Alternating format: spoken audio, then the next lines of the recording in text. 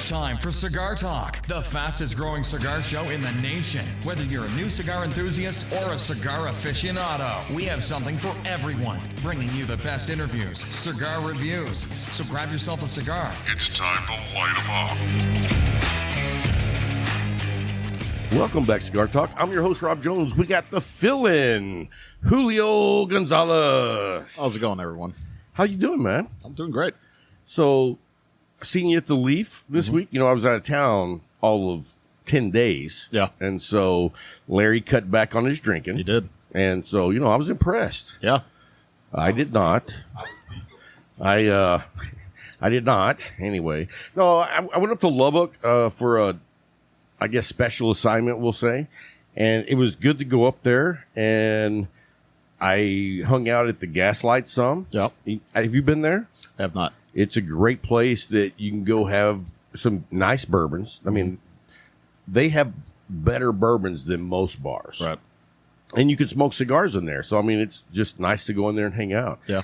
But anyway, it was a work week, and, dude, it was a long work week. I mean, dude, it was spring break for everybody else. Yeah. It was not spring break for me. Yeah. Yeah. Did have a birthday, though, while I was up there. Yeah. Turned 53. Man, happy birthday. Thank you. Thank you. And anyway, I hung out with Tim. It was his birthday the day before mine. Oh. So we get together probably 50% of the time. Yeah. We've been friends for 38 years. Wow. Yeah. So we've had a lot of birthdays together. He has a lot of patience.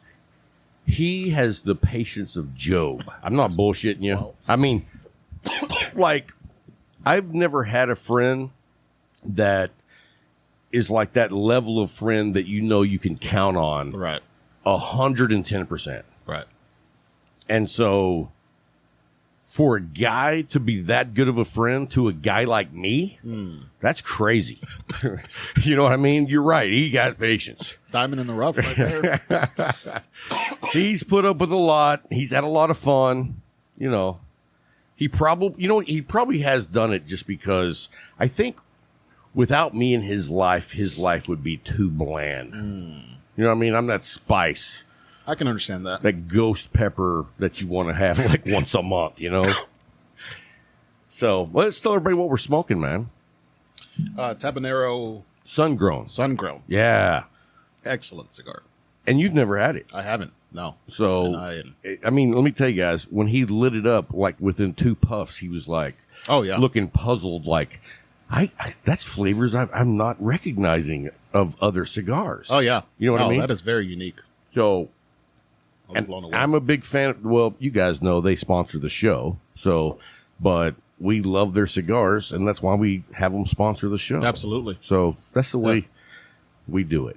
Anyway, I'm smoking the same cigar, and I've let mine go out because I was yakking before we got started so much. And I'm drinking the Russell's Reserve Kentucky Straight Bourbon, which is 100 proof. And this is your first time having this. Yes. And what do you think? It's very sweet up front, but then it mellowed out. Yeah, because when you a first lot. tried it, you were like, this is like cider. Yeah, And I that's was like, exactly see, what I don't get that. But my palate is not probably as sensitive as yours. And so I was like, I think it's a little sweet, but it's not like, have you had the bamboo? No. Oh, That's sweeter? dude. Oh. I mean, like, have you ever had Angel's Envy rye? The rye? So it's very sweet. It's Yeah. like syrup. Yeah. And that's sweeter than that. Wow. Before you leave, we'll let you just have a little sample. Yeah, absolutely. You know, just to try it. Yeah. That's Bryant's thing. Oh, he he loves likes the that. sweet. You know, he loves the Fat Bottom Betty. Is that her name? Leather Gray? 50 Shades? Something like that. You know, I don't know everything Bryant's into, but you know. So, and Bryant is up in Nebraska. His granddaughter turned a year old, so Yeah. he went up there for that. You know, Yeah. I don't have a grandkid. If I did, maybe I would understand. But for me, I'm like, there'll be more. And he drove there. Right. Yeah. That's And his truck gets like 3 miles per gallon. I think he texted me and said, so far, only not even the round trip, just half of it, he's already at like $18,000 in fuel. I was like, dude, It's more than the price of the truck. That's where we're headed, brother. Oh, yeah, no kidding. Dude, and I spoke to a guy that was selling new cars in Lubbock. Yeah. And I was asking him about swapping to a different job, and he was like, you know what, man? I'm selling new cars, and I'm making a killing. Yeah. And I was like, really? And he told me he doesn't sell a new car without bumping the price up between $5,000 to $20,000 above MSRP. Yeah, that dealer markup. And I mean, it's becoming the norm.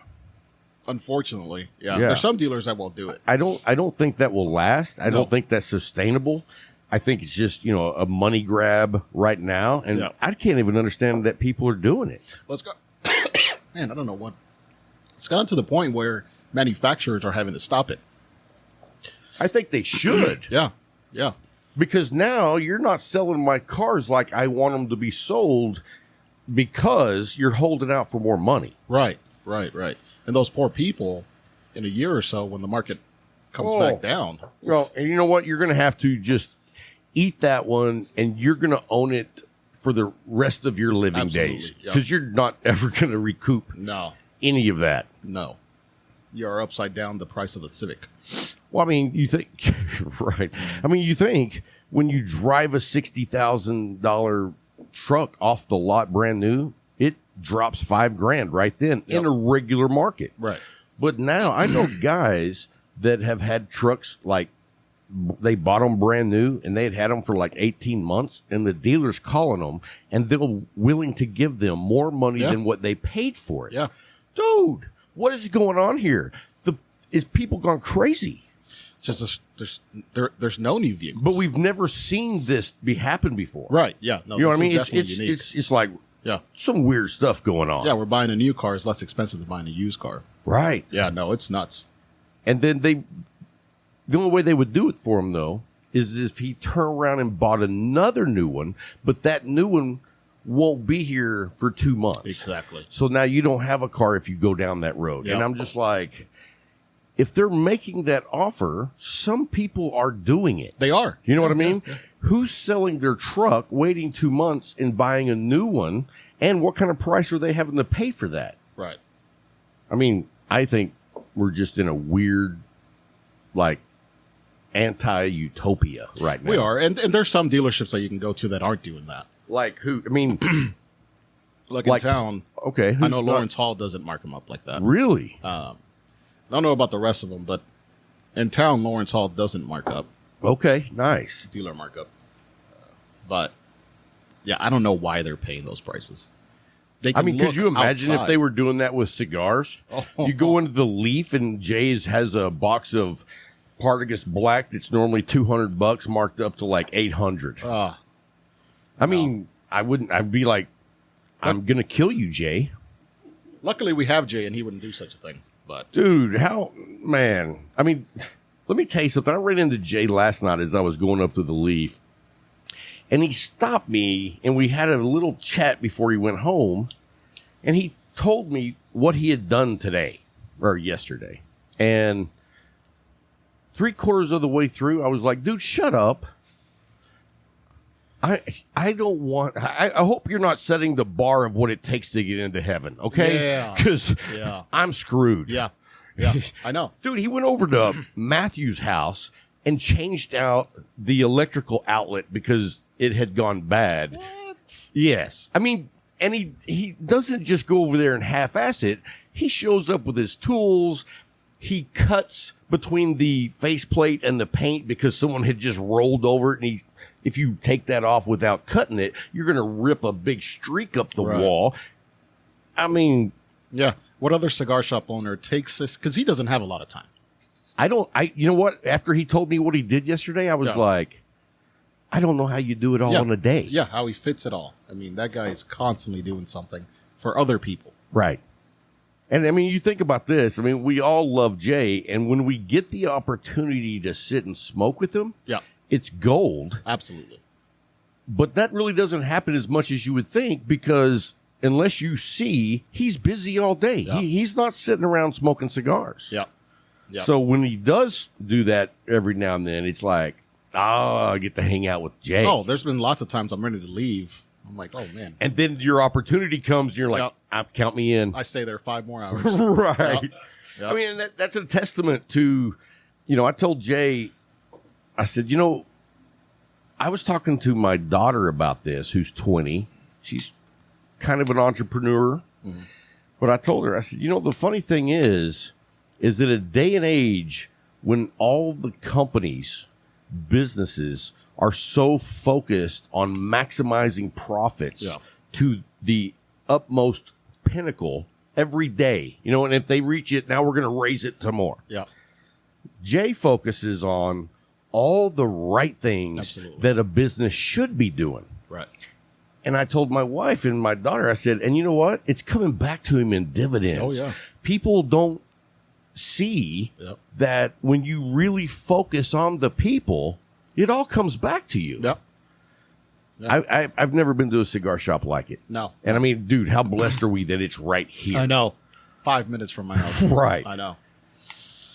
And a lot of companies have forgotten that, the customer service aspect. They just forgotten it. They don't care about it. But it's not even just customer service. It's also his employees. Oh, that's He takes care of his people like nobody's business. Yeah. He does, and that's why I didn't say he has the best customer service. I said he does all the right things that a business should do. Right. It goes way beyond just good customer service. Yeah.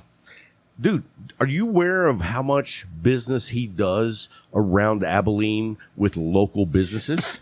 I've started learning that recently. Dude, he's been telling us. If it's available here, he's going to buy it here. Yeah. No, I mean, maybe some of the other small businesses do that, but they all should be doing that. Yeah. We all should be doing that. But he is leading by example of what he believes in. Not only buying from him, but helping him out. Oh, absolutely. Too. He's always doing things for other businesses. Yep. Yeah, and that is rare. That is very rare. Yeah, I mean, you look at, Bill Claim, yes, the old owner. Yep. He never did shit for anyone. I'm just messing with you, man. Bill, I hope you heard that, bro. Do you know Bill very well? No, not very well. I felt the same way about smoking a cigar when I had the opportunity with Bill. It was just gold. But Bill was like the opposite of Jay. Mean old man, bitching about everything, claiming, blah, blah, blah, blah. And it's like, but you know what? He was funny. He has some great stories because he's had an interesting life. Yeah. I mean, he was a pastor. Did you know that? I did not know that. Yeah. Oh, wow. He was a pastor, and because he didn't go along with what the church organization wanted him to be up there saying, they fired him. Oh. Because he was like, yeah, I'm not speaking his mind. Yeah. Wow. Dude, come on. You think a church, most pastors don't have to toe the line on what the organization wants? It's a business, dude. Yeah, no. I don't want to offend all you holy rollers. Sorry. Anyway. What other way do you look at it? I mean, it's definitely a business. Right. And I mean, shoot, dude, I was talking to Doug Worthington up at the Leaf last night, and he was telling me how much money, like, their church was bringing in just off the streaming of the church services. Yeah. And tax-free. Yeah. Yeah. So, but anyway, my senior year, I took economics, and my teacher said, you guys want to get rich? And, everybody's like, yeah. And he was like, become a politician or a preacher. Now, to be fair, that is not true of a lot of preachers. No, there's a lot. I mean, there's not everybody's Joel Osteen. Right. Hey, if that's your guy, he sucks. Sorry. Yeah. No, sorry. He showed his true colors during that hurricane. Oh, yeah. Yeah. And then, it's almost like the owner of Gurkha saying somebody hacked into my account when the excuse he came back with. Yeah. Right. No, he's still the owner. It's just the business is for sale. Oh, I see. Okay, he's basically been cut out of like operations, and really he's just getting money, but he put the business up for sale. Right. Just not the public face of it anymore. Right. Yeah. And so, anyway, you got me off track there. Yeah, Joel Osteen. But you know why he said they couldn't do that? No. Was because like there was something wrong with the building and it might not be safe for those people. Of course there was. Right. That's what I was saying. That's why it was like the whole my account got hacked. Yeah, that's exactly right, because he still funnels hundreds of thousands of people in there every week. Right. So, I mean, dude, it's a business. Yeah. Big business. You give me money, and God will give you money. That's exactly right. A business that can get away with anything. Well, I mean, what can you say that, like, could you get sued for that, I wonder? Like, you know what? I donated $100,000 to you, Joel Steen, and I'm broke. 8 years later, and I'm broke. I'm sure someone has tried. I've never heard of that, but maybe there's something there. You know what I mean? Larry's shaking his head no. Larry said you can't sue God. So I guess that's true. But, you know, if Joel Osteen said it, couldn't you hold him accountable? Yeah. I mean, and he could always come back and say, like, well, you know, $20 is you getting money. So, Right. I mean, it'd be hard. It would be hard to prove. He's still in the public eye. Yeah. So things he does still should have some kind of consequence. Someone might be able to sue him on that. Interesting. And I'm not a sue happy guy. Yeah. I don't really care. It's Yeah. just, to me, it's an interesting concept. Yeah. Yeah. Someone might do it. They're listening now. And, hey. Yeah, I can't because I never sent him any money. So Yeah, I haven't either. I see him on TV and I turn the channel. Yeah. Like, oh, that polished face and that hair. The plastic surgery. Yeah. Yeah, that guy's something else. Oh, so many of them do it, though. I mean, really, there's a tradition in that. I mean, Tammy Faye Baker. If that ain't, do you even know who that is? No. Dude, you're so young. No, You don't, oh, do you know? Tammy Faye Baker. All right, so you are the youngest man in this room. Yeah, I have no idea who that is. Yeah, dude, that blows me away that you don't know who that is. So, you know what TBN is? No. Are you serious? It's a Christian channel, and it's run by this organization. Yeah. And I promise, guys, this is going to wrap up soon, and we're going to get back on track. We just went down some rabbit holes, but we will get back, I promise. But anyway, it was like production, just straight up production. And like, this is what Tammy Faye Baker looked like whenever she was on the show. Oh. So, Wow. a lot of blue. Yeah. Wow. But dude, but they all had like the big hair Big personality. that like a missile could not damage that. You know what I mean? And so you missed out on a whole generation of that, dude. That was huge. I'm good. I don't know that I You missed out. You missed out on the entertainment value. Yeah. You know what I mean? So anyway, guys, let's jump over to. Sorry, that was a long rabbit hole. But anyway, how long we've already been 20 minutes in, and we haven't even got to our first pick six of the week. You knew you were doing the pick six, right? Pick five? No. Carlos. Sorry, Julio. Wow, even I forgot. Larry's like, hey, over here. Oh, Larry. So anyway, Carlos is going to give us, I did it again.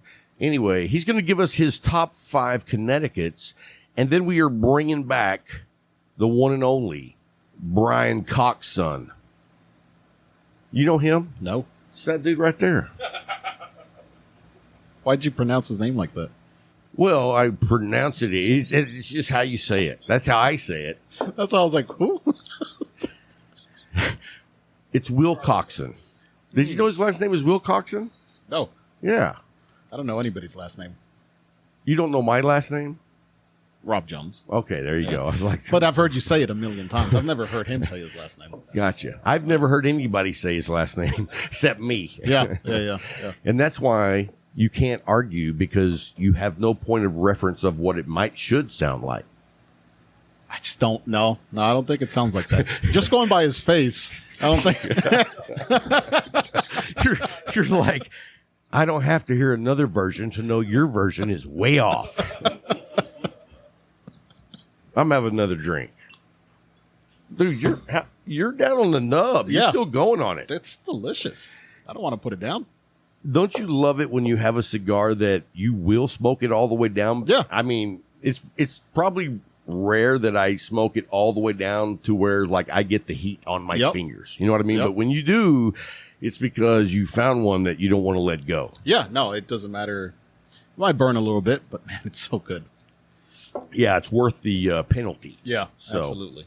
Anyway, the pick six, I guess you don't listen to the show, but you're on the show. You just don't listen to the show. But anyway, that's because it's not in Spanish. I understand.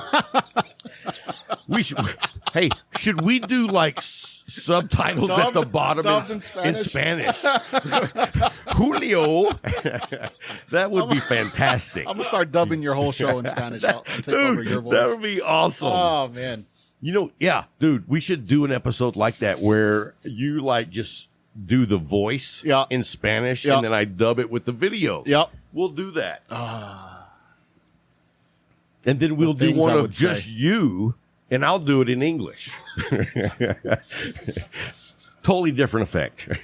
I don't know that I can put my stamp of approval on you broadcasting something that I allegedly am saying. Look, here's what, you know what? You won't even be here for the part I record. Yeah, that's my fear. That would be awesome. That would be, wow, that would be, I'm down. Who else is down for that? I'll dub Larry. I'll go into the Leaf and everybody's going to be looking at me like, what an asshole. They're like, what did I do? You come outside, your tires have been slashed. I think it's you know what? I'm dubbing this. Oh, no. Well, we did that a couple weeks ago. I dubbed you, but we were doing it live for the Light 'em Up yeah. Show. And I was just, yeah. Ooh. So, the pick six, I tell you what my top 3 cigars of the last week was, and then you tell me yours. You ready? I mean, your best. I know that one was one of my okay, top. I'll let you have that one. You smoked it. Yeah. You finally put it down, and I mean, that is tiny. Yeah. So anyway, let's see. All right, so what's your other 2 then? We're gonna go with the Tabanero Sun-Grown, dude. And these are at the Leaf. Yeah, I've seen them there. And you haven't picked one No. to go. And I know he loves the Toro, but go with the Robusto. This is like the extended Robusto, but the Robusto's I think a ring gauge of 50. And dude, it is nice. Oh, it's great. It's one of my very favorite cigars. Well, it was my cigar of the year last year. Did you know that? No, I didn't know that. See there, he does not watch the show. We got to get it dubbed in Spanish. That's asking for a lot for me to remember last year, though. I know it was only 3 months ago, but yeah, but I mean that's like one of the big shows of the year when you decide that you're going to do a Your top number one 25, cigar. Right? And we did them in order.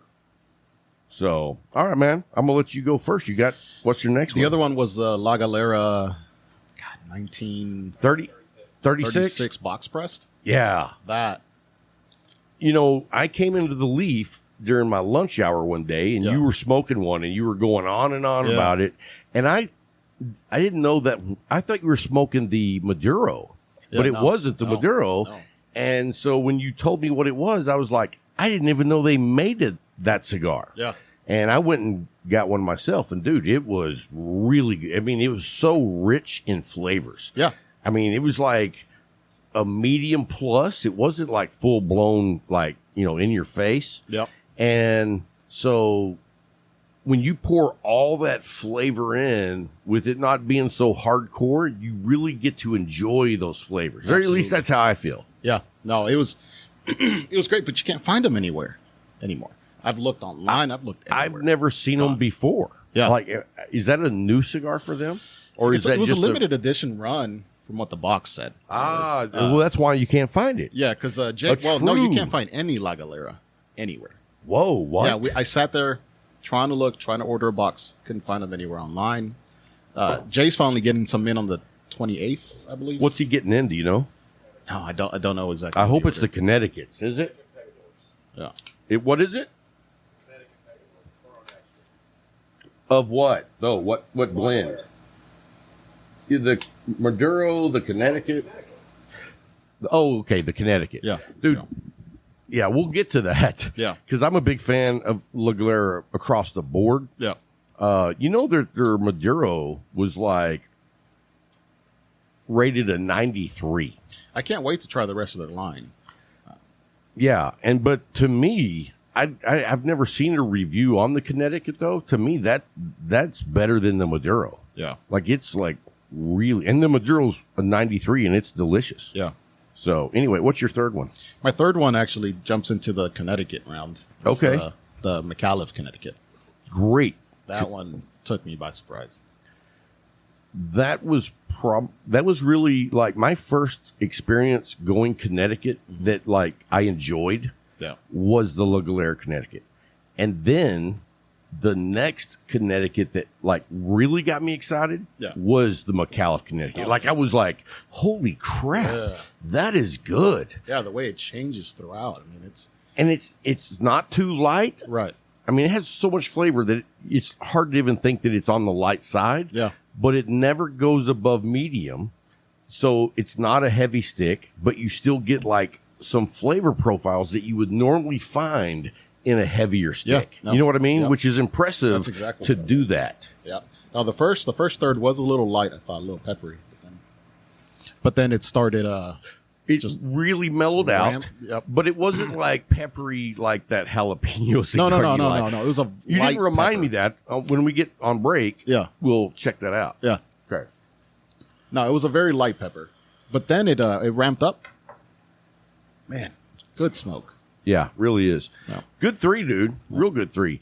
So this week for mine, I'm going with the Romacraft Cro-Magnum Aquitaine. Have you smoked one of those? Okay. Yes. Now, I know you like kind of slacked off on smoking Romacraft because of some construction issues. Right. Now, have you revisited them on a regular basis to see if they're coming back? I haven't. Okay. No, I've moved on to the rest of the humidor is so big. I mean, it's and therein lies the problem when a company has a construction issue. That's one of the reasons that construction issue is so important. Yeah. Because if I quit smoking your cigar that's a go-to of mine for 2 weeks, I might not come back for a really long time because there is a sea of cigars out there for me to explore. Yeah.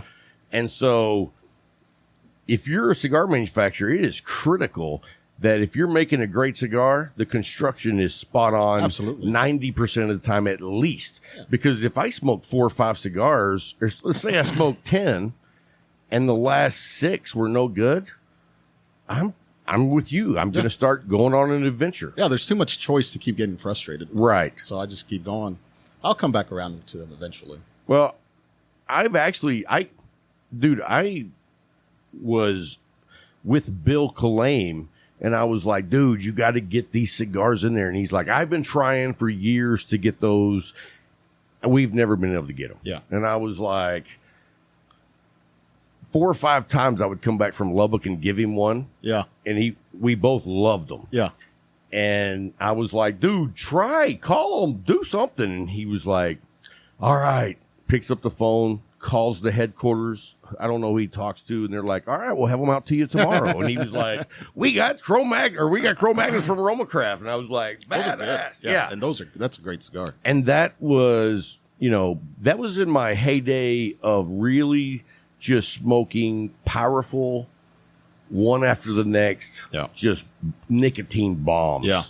And I don't do that. You know what? I'm more about the profiles, the flavor profiles, than I am about the strength. Yeah, that's how I am. You know what I mean? I would much rather smoke a medium cigar that has these amazing flavors versus something that's going to be really stout. Yeah. I mean, the stoutness doesn't bother me. It's not like, it wears me down because it has so much nicotine. It's just like, I find that the stronger the cigars are, that a lot of their flavor profiles like hit you harder and they're like boom in your face. Yeah. where when you go with the mediums, you still get all those flavors, but they're a lot more delicate. You have to really think about them. You know what I mean? Yeah. And to me, it just makes it fun to smoke the cigar especially if I've never smoked it. Yeah. So the next cigar that I'm going to go with is the Mil Diaz from Undercrown. Dudes make a bad, what'd you say? Crowned heads. Sorry about that. Crowned heads. No, but I know. You know what? I'm just going to call them from now on the Crown. The Crown. Yeah, like that show my wife watches. But have you smoked the Mil Diaz? No. Oh, no, dude, now let me tell you something. They have the 6x46 Vitola. Yeah. Have you smoked that? Yes. Dude, that Vitola on that cigar will knock it out of the park for you. I mean, you get all the flavor, and it's just so mellow, but at the same time, it's just like overpouring with flavors. Ooh. I'll have to give that a shot tomorrow. Yeah, and I mean, I liked the Mil Diaz before, but when I smoked that 6x46, I was like, holy crap, this is where I want to be on a regular basis. Yeah, I'll try that tomorrow. Hey, what time are you going to be up there tomorrow? I might come up there. 10 o'clock. In the morning? Yeah. I'll probably meet you up there. Yeah. You know what? And that's a great stick to start right out the gate with. Yeah. So we'll check that out. And then my last cigar of the week, well, not of the week, but pick is the 1964 anniversary Padron. Yes, I have one of those in my locker. That is great. Now that's not my favorite one though. Have you had the Hermoso? No, the 64 is the only one that I've had. Well, it is a 64. Oh, okay. But it's a special edition, and they have them at the Leaf, and like they're not cheap. Yeah, I don't find myself usually paying that much for a cigar. And I want to say that the Hermoso is like $17, and it's only like a 4-inch by 54, but it's a box press, and it is nice. Like, I don't normally go out and pay $18 for a cigar. There's too many good cigars that I don't have to. 100%. So, if I do go spend the money, it's because it's really good. A really good cigar. You know what I mean? Now, what other cigars do you feel justify, like, the price range of over $20? I don't have any. Really? None? No. Wow. No, I am a very value.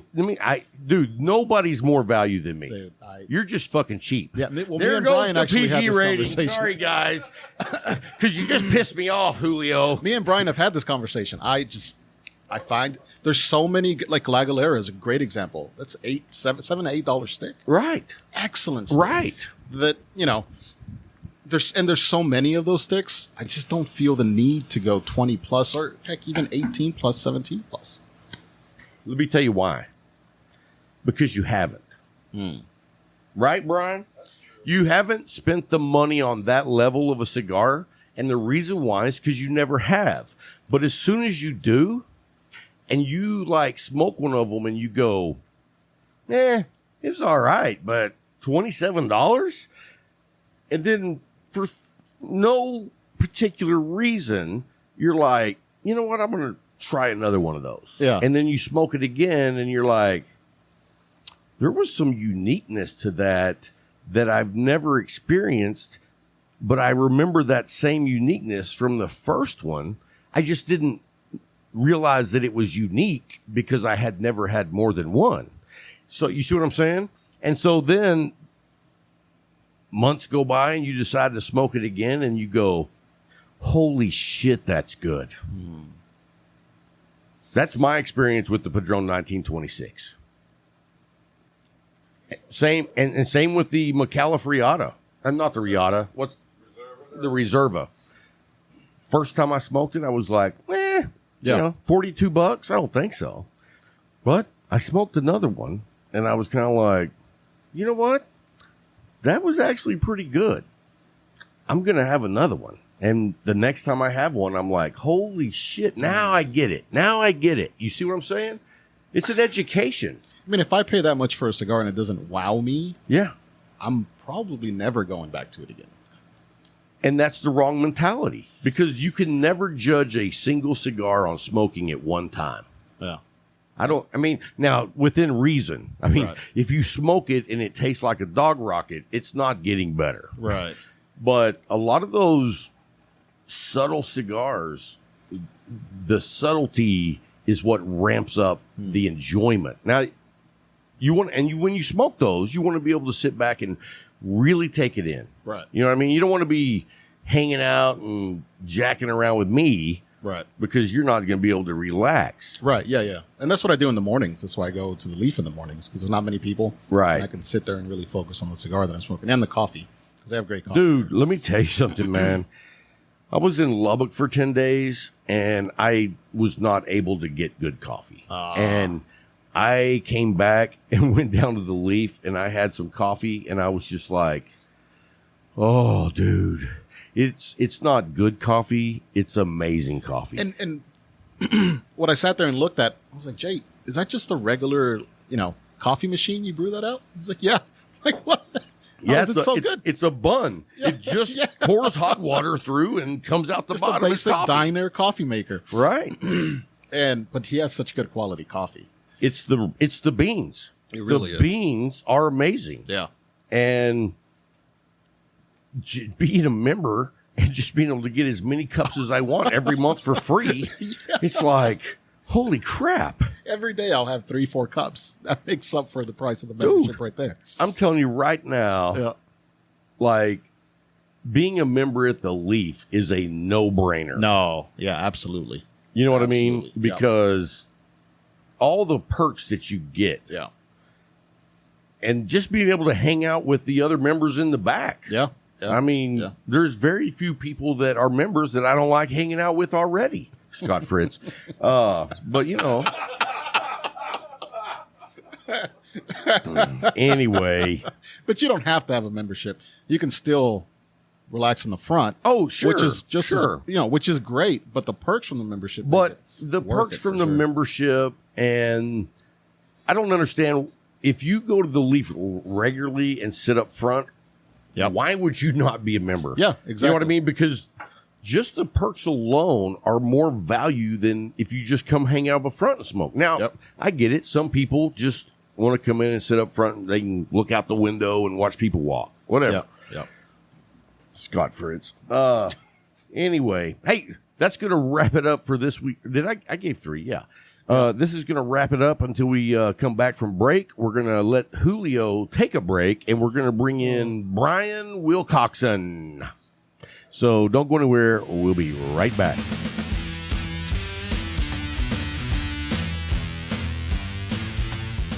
Hey, welcome back, guys. We got Brian WillCockson. How's it going, brother? It's going good. I'm glad to be back in town. Good to see you, man. Good to see you. It's been a while. Yeah, I've been out for work in the Midland area for the past 3 months and making money. Every time I think of the landscape of Midland, like, just outside of town in every direction, when I visualize that, I hear that whistle from the Clint Eastwood Westerns. It's pretty much like that. You know what I mean? Just desolate. There's no topography. No, not at all. So welcome back, man. So you're going to be in town for a little bit? I'll be in town at least probably most of the rest of this week. And then from there, I'm not sure. I've put in for an opportunity with a different company. If all goes well, I'll be transferring to EOG and going in-house. So I'll have to move to Midland. Wow. Yeah. So you still come back to visit your parents a lot? Oh, absolutely. Yeah. I've got a kid here, so I'll be coming back at least once a month, twice a month if I can. Okay, cool. So anyway, we wanted to have you on. We were talking about Connecticut's, and I know you discovered Connecticut's, and it just blew you away. Absolutely. Because it was so different and so good. Yes. But in a way you'd never really tried. No, it changed my entire journey and how I look at cigars altogether now. I mean, there's just so much out there besides strong Maduros. Right. So you went down the same journey I went, pretty similar. Yeah. And so, when you take that step over, you're talking about going from level 1 to level 2. Yeah.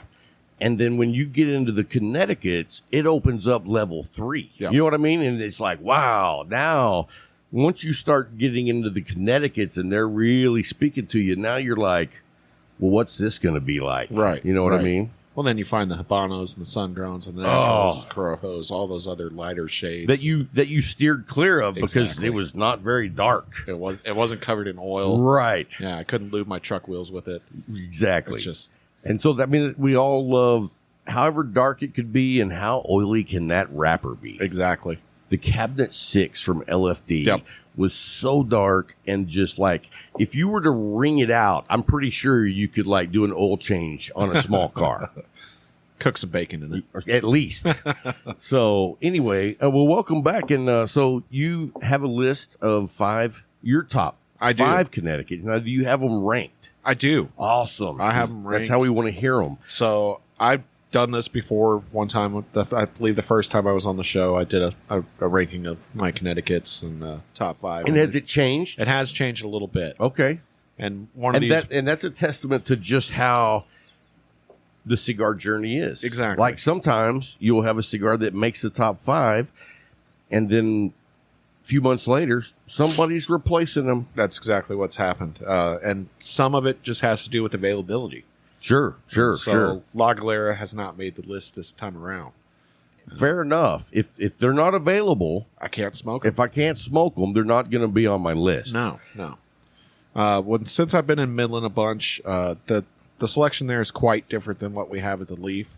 Now, have you started a journey there because of, you basically being forced to? I've And had have you to. found it enjoyable, though? I found certain things enjoyable. They don't have a lot of boutique brands there, and I've talked to Melissa, and Not going to happen. her customer base smokes legacy cigars.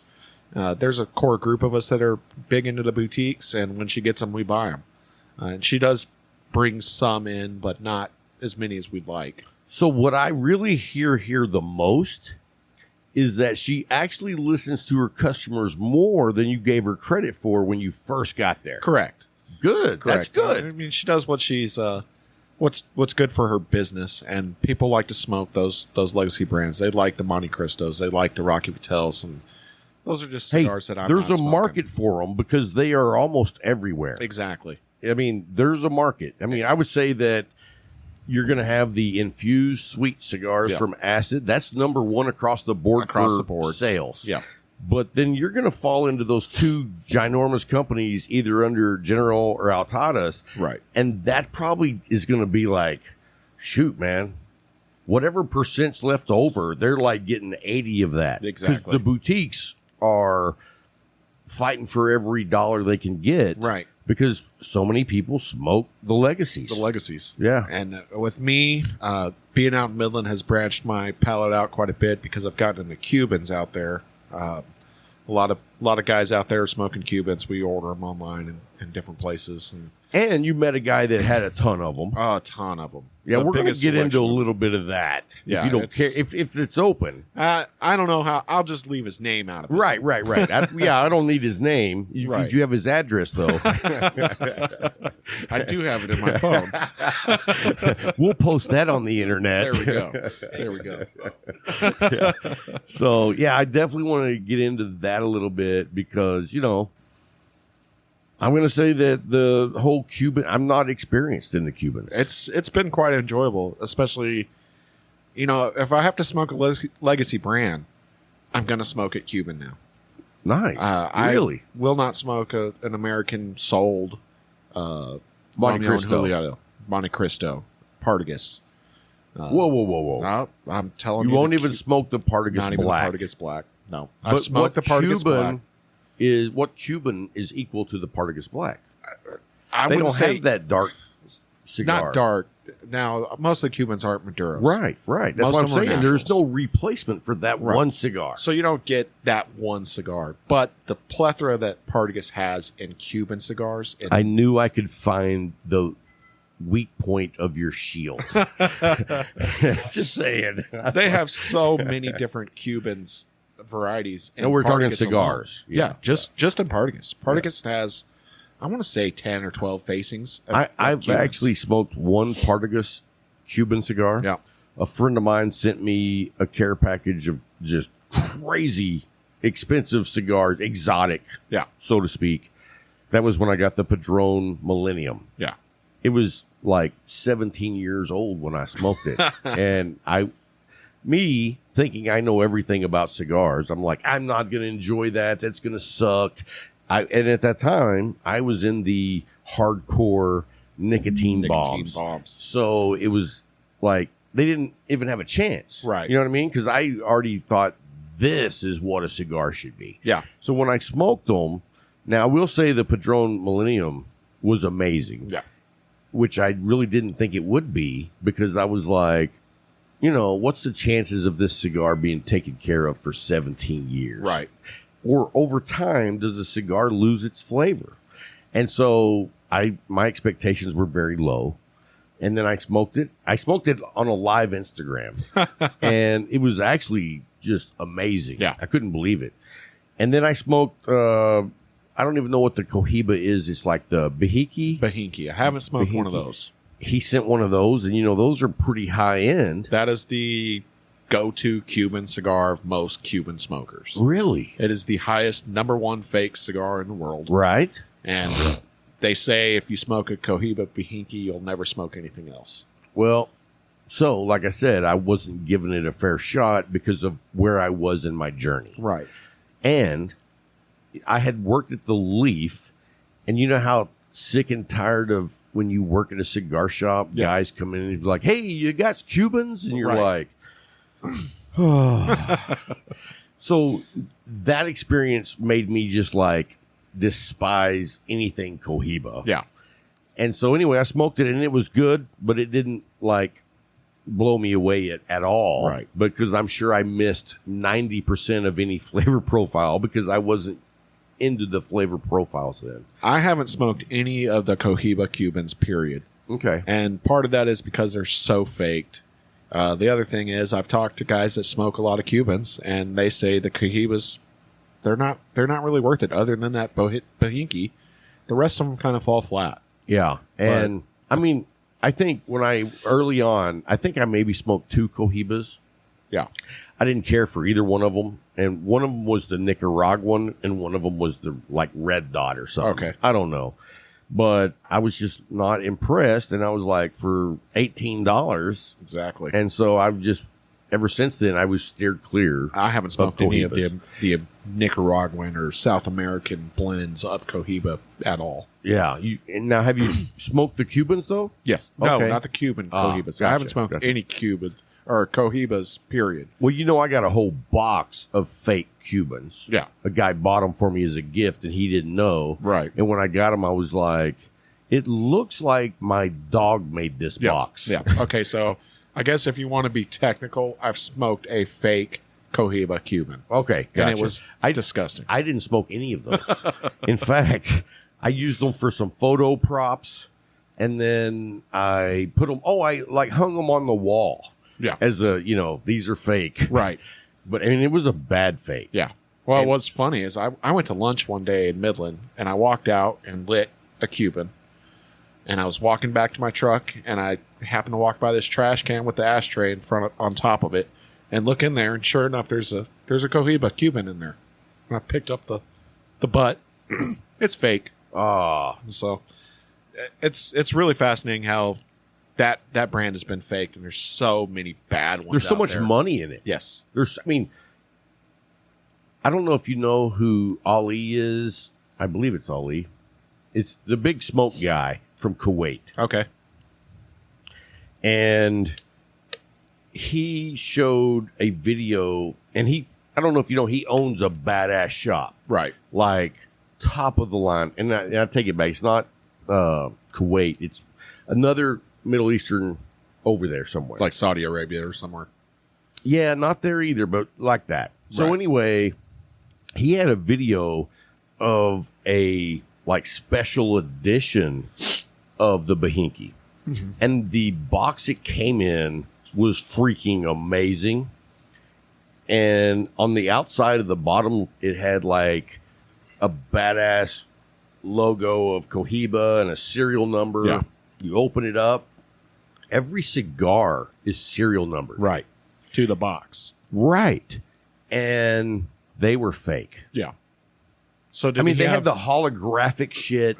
I mean, these were, I mean, you would have been like, these are Cubans. Right. There's no way these aren't. And I won't even, I mean, and the thing is, they may not be awful cigars.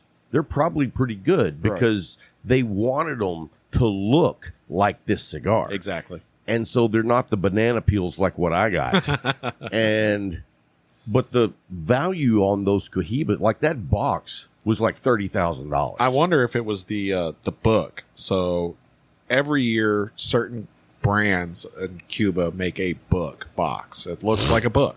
It's a box of cigars, but it's the size of a book. It looks real similar to a book. Like it's got the fake pages and stuff in there. I don't think so. This one was more of like a beautiful polished wood box. You know what I mean? Almost like a beautiful humidor. Right. Like the whole thing would open up, and I mean, they were all like separated, and I mean, it was like badass. They do make some humidor boxes every year too. Edition that's stuff. probably what it was, but it was not real. Yeah, which would suck. Right. Because that's a lot of money. Right.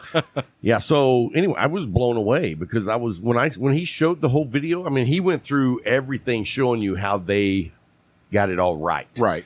And then he showed the one thing that made it wrong. Yeah. But if you didn't know, I mean, I wouldn't know. Right. I mean, because it was when you see something that and now I wouldn't have bought one because I don't have that kind of money. But yeah, some sucker would buy it. Right. Did buy it and didn't get a discount. No. It was sold as the real deal. Yeah. So anyway, well, let's get started on your list, bro. All right. My top 5 Connecticuts. One coming as a shock to me is the Drew Estate Undercrown Shade Connecticut. Only because I've smoked several at... Didn't Jay give us one of those? He did. I smoked it. That was the first time I smoked it, and it was a really good cigar. It's a nice cigar. And I would have never picked it. And that's one of the things that Jay does is help us learn cigars that we might not ever try. Exactly. That's the whole point of this, giving us a couple sticks a month to try. Hopefully it broadens your palate, shows you what else is out there. Yeah, you know, I hate to hear like guys go, oh, I don't like those. Yeah. And it's like, have you had one? Well, no, but I don't like. Yeah, you know what? If Jay said you should try it, I think it would be in your best interest to give it a shot. Exactly. You got to be open-minded. The legacy brands, I was anti-Drew Estate prior to going to Midland. Now that I've gone to Midland and had to smoke some of those other cigars, that was the bourbon. That was one of the cigars that made my list. Oh, really? Yeah, it's so really they have easy. them there. It's available there. It's easy to get there. It's one of the better Connecticut's and what that they Vitola sell. do you smoke that in mostly? I believe it's a Toro at the Hemingway that I get frequently. I've smoked it in the Churchill, which we got last month for the giveaway. Now, I've what smoked size it in is the Robusto. Hemingway? The Hemingways is the Churchills. Oh, okay. Yeah, that's what they have at the Hemingway, and they also have a small, short, fat Figurado. I don't even know what it would be called. It's too big to be a Figurado. It's like a Gordo Figurado, 4 inches. Is it kind of similar to what the Fuente has in the short story? It's similar to the Flying but fatter. Pig. Oh, okay, Yeah. okay. Similar to that. Now I dig those Vitolas. Yeah. I don't smoke them very often, but when I do, I really like them. Yeah, it's real similar to that. Okay. So that's my number 5. Now, how do you like Churchills though? Because I'm not a Churchill guy, but I haven't smoked a lot of them. I've smoked quite a few Churchills. That was initially it was one of my go-to sizes, just because I wanted to have that smoke forever. I wanted to sit down and smoke for an hour and a half to 2 hours. And as I'm a fast smoker you're just like that Tracy kid, right? No. What's his name? Tyler. No, I'm not Tyler. Stephanie. We named him. It's Stephanie. Stephanie. Yeah. Stephanie McGrew. Yes. I hope you're listening. You like that? Stephanie. I do. I like that. One day he was walking in there and I was like, hey, just so you know, from now on, your name is Stephanie. Now, I'm not smoking 990s or 880s, but right, Churchill now and then at a 54 by 7, that's a decent stick. Yeah. I mean, I don't know, dude. The funny thing is, it's almost like I feel uncomfortable smoking a Churchill. Yeah. It's a very odd Vitola for me. Right. But I don't mind like the 6 or 6.5. Right. which is like just a half inch or an inch shorter. And it's like, but when I see a Churchill, it's like, I don't think I can do that. Right. But then it's like, oh, the 6 or 6.5 by 46 or 48, you're good with, but not the 70. Now, being in Midland and whatnot, I've changed my Vitola preference. It's been mostly Toros prior. Mm-hmm. I smoke a lot more Robustos now, and I really enjoy the Robustos. You know what's so funny? Is that when I hear you tell me about what journey is happening with you right now, it's like just 6 months behind me on my journey. It's like I've experienced so many of the things that you're talking about, and it's like, exactly. And right. It's like, it's interesting to see someone else that is very close, similar to your journey. Right. You know what I mean? Because like most cigar smokers have their own unique experience. Exactly. But your journey is tailored very closely to mine. So it's interesting to see that. And it's without coaching.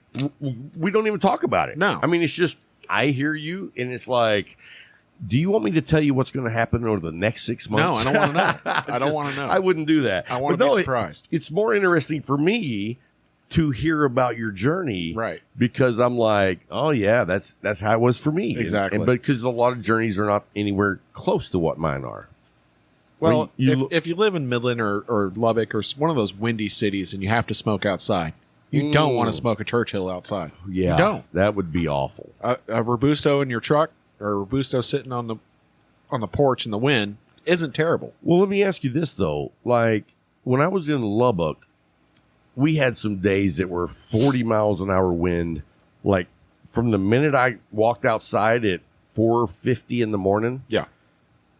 to when I was going to my hotel at 9 o'clock at night. Right. Just blasting you. Yeah.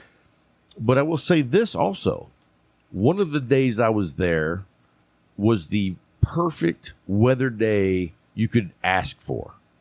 Like, you would have to be in some special island in Utopia to have this particular weather. And I was just curious, does that happen in Midland? You know what I mean? Because probably about as frequently. It's very rare. Yeah. And I pretty much told them, this is God's gift to you for like withstanding 4 days of being sandblasted. Exactly. But it's very interesting to me because we don't even have those type weather days here in Abilene ever. Right. Because we're not up on the Cap Rock. Right. And there's a totally different like cool breeze that comes in the evenings.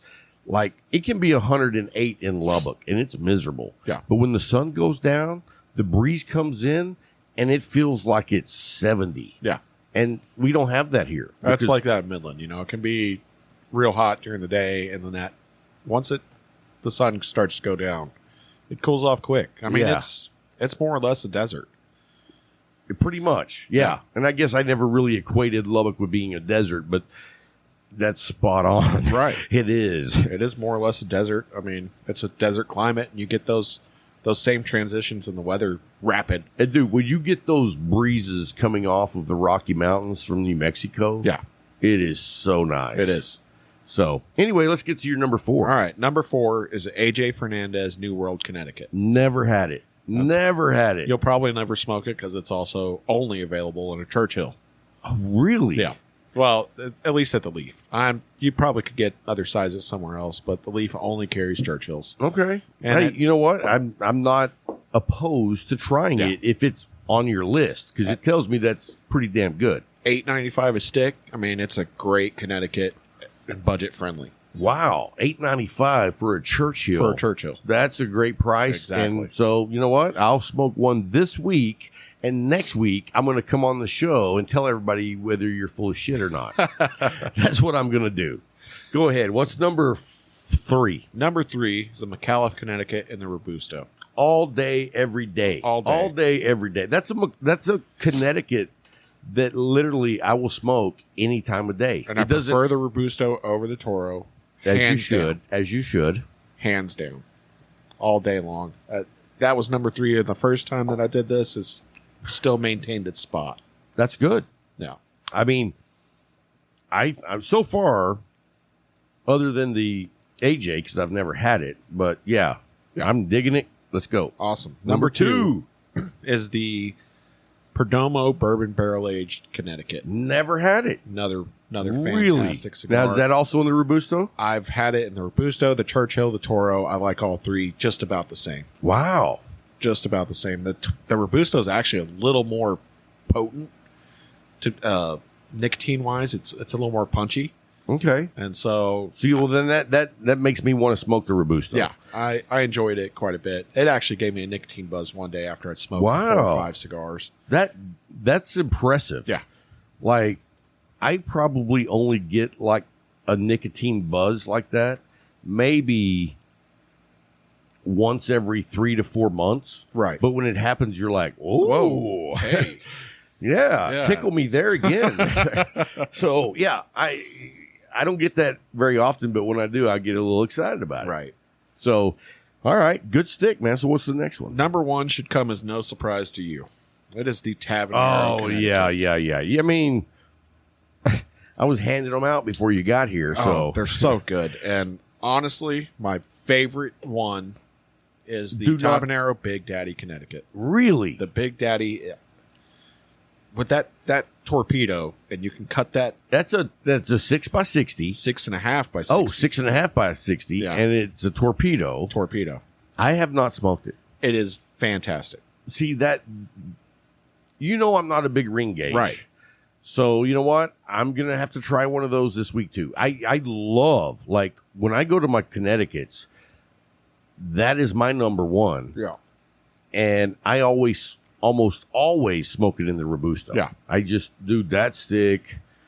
I get wood. There is not a Vitola in that stick that is not great. I agree. But you get that torpedo and you just clip just a 1/4 inch of it off, and it's almost like a Lancero when you get that opening so tight, and all the flavor concentrates into it. Is it still maintain the level of flavor you get from the Robusto? Absolutely. No way. Absolutely. 100%. All right, I'm going to try it, and then I'm going It's to come so back and good. tell everybody if you're full of shit. It's so good that last year, I had one the first time last year that you'd given me. I smoked it. I told Jay, hey, you got to bring in the Big Daddy Connecticut. I'll buy them. I'll buy them all day. And I have. It actually made my number 2 cigar of the year. Wow. Connecticut made my number 2 cigar Number 2 of the year. Wow. For all of last year. That's impressive. It is. It is. I mean, I know the Sun-Grown made your number 1. Number 1. And you smoked a lot of and those. I smoked a bunch of Sun-Growns. Yeah. Really enjoy the Sun-Grown. It's a very good stick, but that Torpedo Connecticut was my number 2 cigar, only behind the Sin Compromiso. I have not smoked the 660 with the torpedo, but I'm going to smoke it this week. Very good cigar. Well, let's just, I mean, we're in no rush. Let's talk just a minute about your number 1, the Sin Compromiso. Which Vitola do you prefer that in? Surprisingly, again, Torpedo. Really? Definitely. I thought you would go with the Figurado. I haven't had the Figurado yet. See, that's my favorite one. Yeah. And I don't know what it is about Figurados, but if it's a good cigar, man, in the Figurado, I dig it. I've done all 3 sizes that leaf has, which I believe is a Churchill, Toro, and something that's in between those. Okay. And they're all box pressed. The Torpedo, you're able to concentrate They're not a tight box press, No. though. I really do enjoy a loose box press over the really tight. Yeah.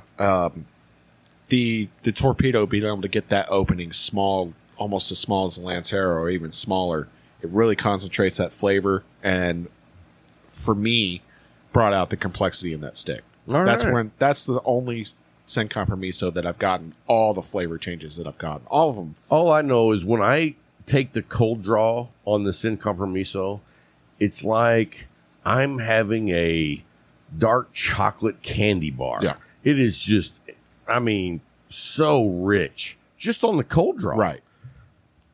And, you know, I don't smoke a lot of Saka. Yeah. I smoke more now because Jay brought them in because we asked for them. Absolutely. But before that, I mean, it was rare because a lot of shops I went to didn't carry them. Yeah. But like I would go to the train car. Right. And I'd be like, oh, loading up on the Saka. You There know you what I go. mean? And so I don't have as much experience with Saka as I probably should have. But I'm working on that. Right. You know what I mean? What is it? The Mi Querida? Mi Querida? That's what I said. Yep. Close enough. La Bucky. I just smoked one of those. That's what I was smoking when I walked in. Great smoke. Great smoke. Great smoke. And I don't think I've smoked the Connecticut that Saka has. So the Have Summer you? Misa Brulee. Okay. I've smoked it. I've said that you should smoke it. I still think you should.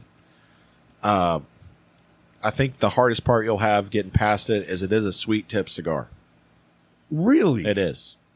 But that sweet tip does not last very long, and it's a very pleasant cigar.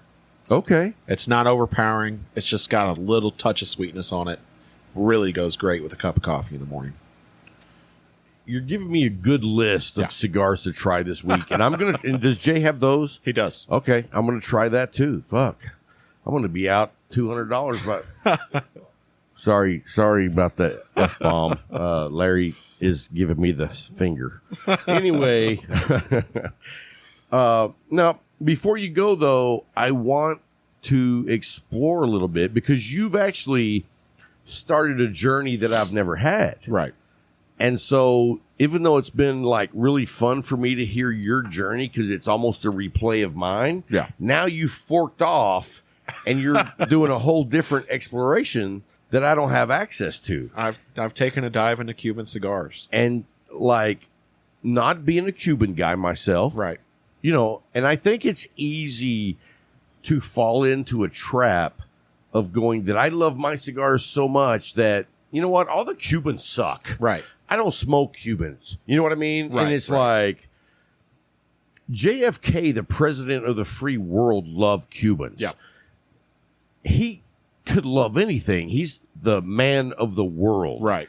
And he smokes Cubans. So there must be something to it. You know what I mean? Absolutely. So that being said, you know, I have been that guy that was like, I don't smoke Cubans. Yeah. They're weak. No, They're little tiny cigars. they are that. Yeah, but you know, when you're, you know, being cool and you got that 6x60 Yeah. full on like double Lajero. You're not going to find one of those in Cuba. Right. And so it's easy for like the cigar guys to have that outlook on Cubans, but like you shocked the shit out of me because like you came back from Midland and was like, dude, I'm in all over Cubans. All over. And I am loving it. Yes. So tell me about it, please. There's certain brands. So I've really been digging on Quai d'Orsay, which is a Cuban-made brand exclusively sold to France. Very, very nice, dark, almost a Maduro, a little darker than a natural, but it's very good Robusto. More like a really aged sun-grown. Correct. All right. I dig it. Correct. Very good. What kind of, do you know what kind of wrapper it has? I don't have any idea Like what. when you're, is that the general thing is when you're smoking Cubans, you don't really know what it is? I have no clue what they are. Wow. I don't know what. So most that's of them kind of are. cool in itself. Yeah. Well, I believe, most Cuban cigars are a natural shade.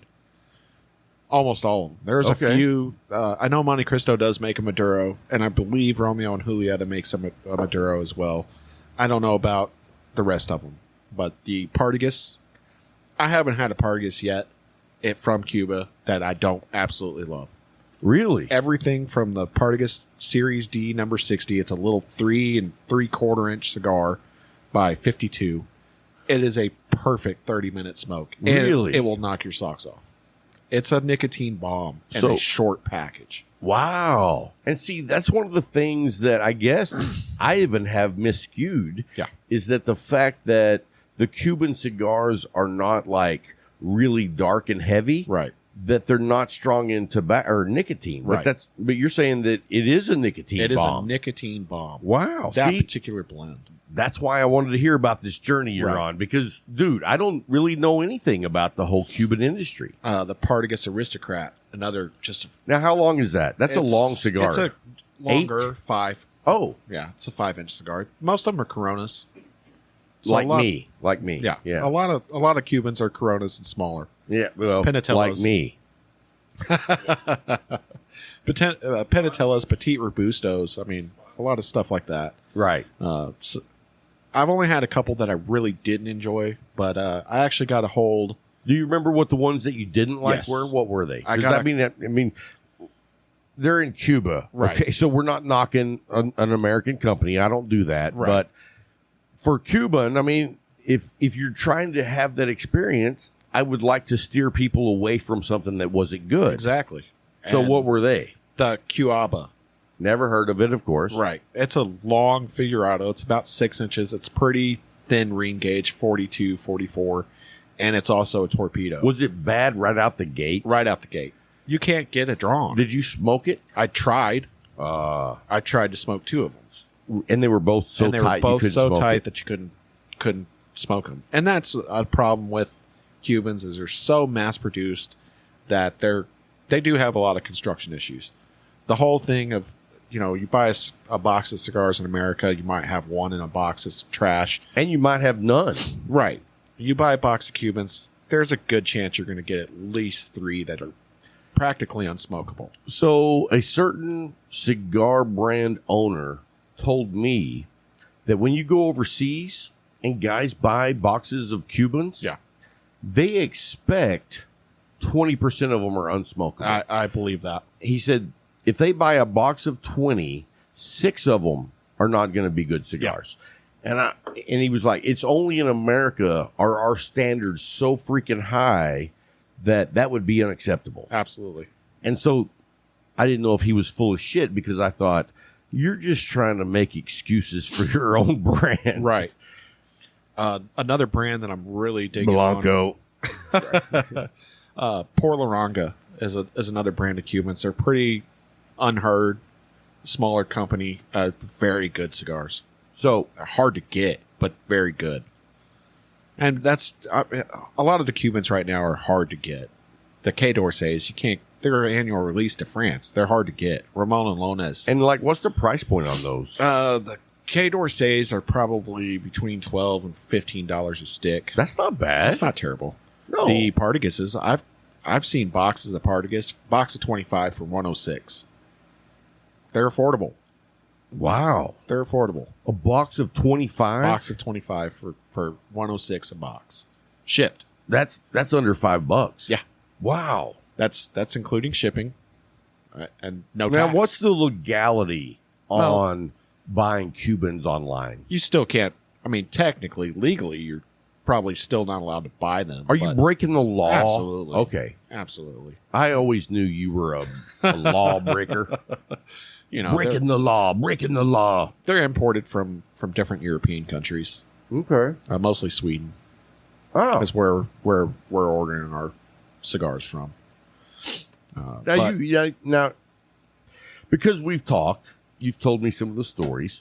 You've met a guy that is like probably the biggest Cuban guy you've ever met. Absolutely.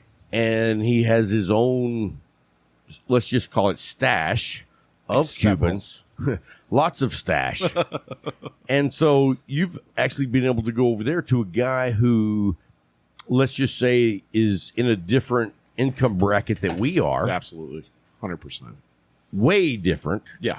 But he's smoking the best of the best. He is. He has a collection that is insane. I mean, it's like, I want to say he's probably got more cigars in his private collection than the Leaf has on the retail collection. Wow. All Cubans. I didn't realize it was that big. It's that big. Wow. And, I mean, just at his house, he had 3 huge humidors that I could see and 7 of those big white igloo coolers packed full of cigars. Wow. And his deep freezer packed full of cigars.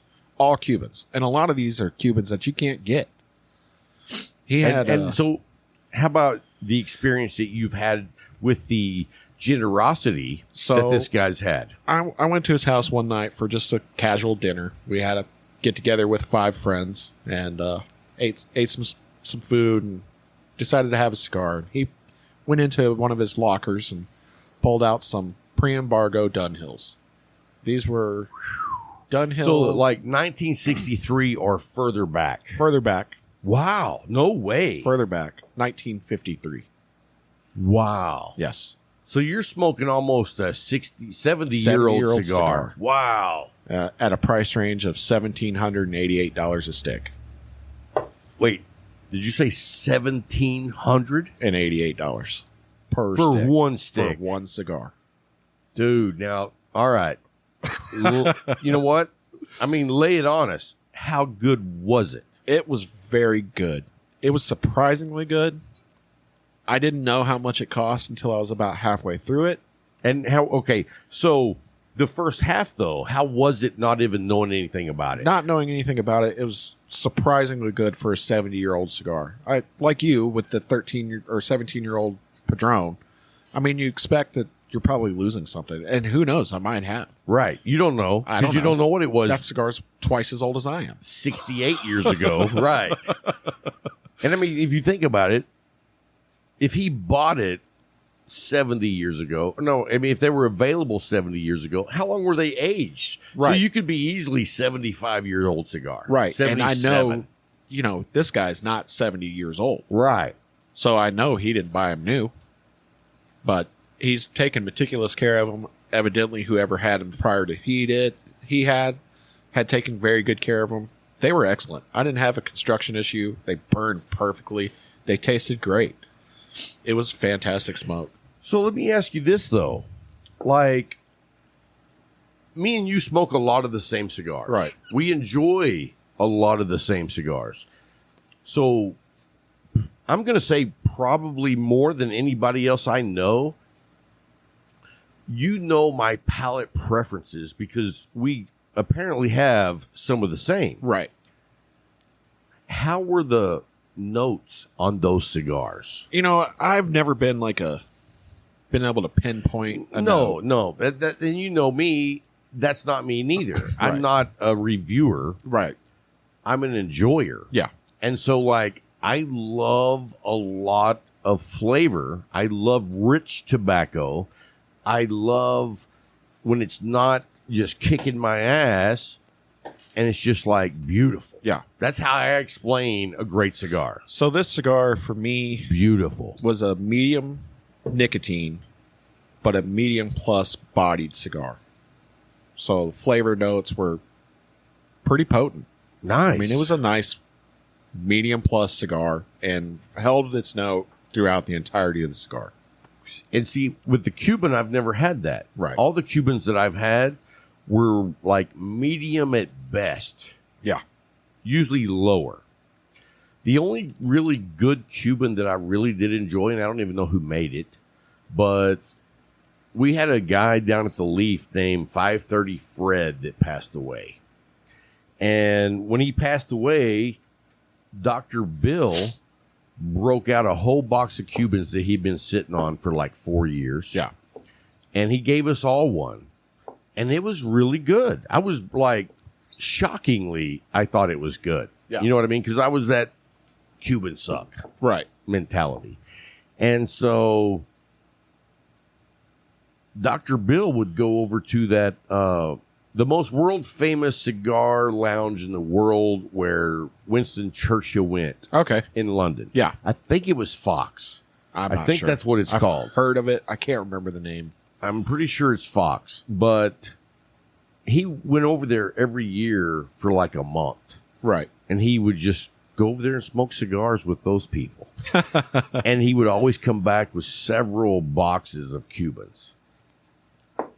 You know, I'm not that guy. Yeah. I can't afford to drive to Dallas. So Travel across the seas Right. to get my Cubans. Right, but I mean, what a great opportunity for an experience that very few people have had. Yeah. And so, but anyway, he shared those, and they were really good. That Yeah. was the best Cuban I'd ever had. Yeah, that Dunhill probably wasn't the best Cuban I've ever had, but it was way up there. So, can you remember I'm just going to throw it out there, like your top 3 Cubans that you've had? My top 3 Cubans, probably almost all Partagas. Well, no, it's top 3. I don't know in an order, but Okay. the Partagas Series D, number 60. That's just a very nice smoke. Quick, And on a light, medium to heavy? Heavy. Oh, really? heavy. Heavy. It's a heavy flavor, heavy nicotine. Wow. It's but it's a not little bomb. not a Maduro. No. Not a dark shade. It's a darker shade of a natural. Okay. It's a well-aged natural. But very, very strong cigar. Interesting. Very good. And see, I really just didn't even think that Cubans ever made strong cigars.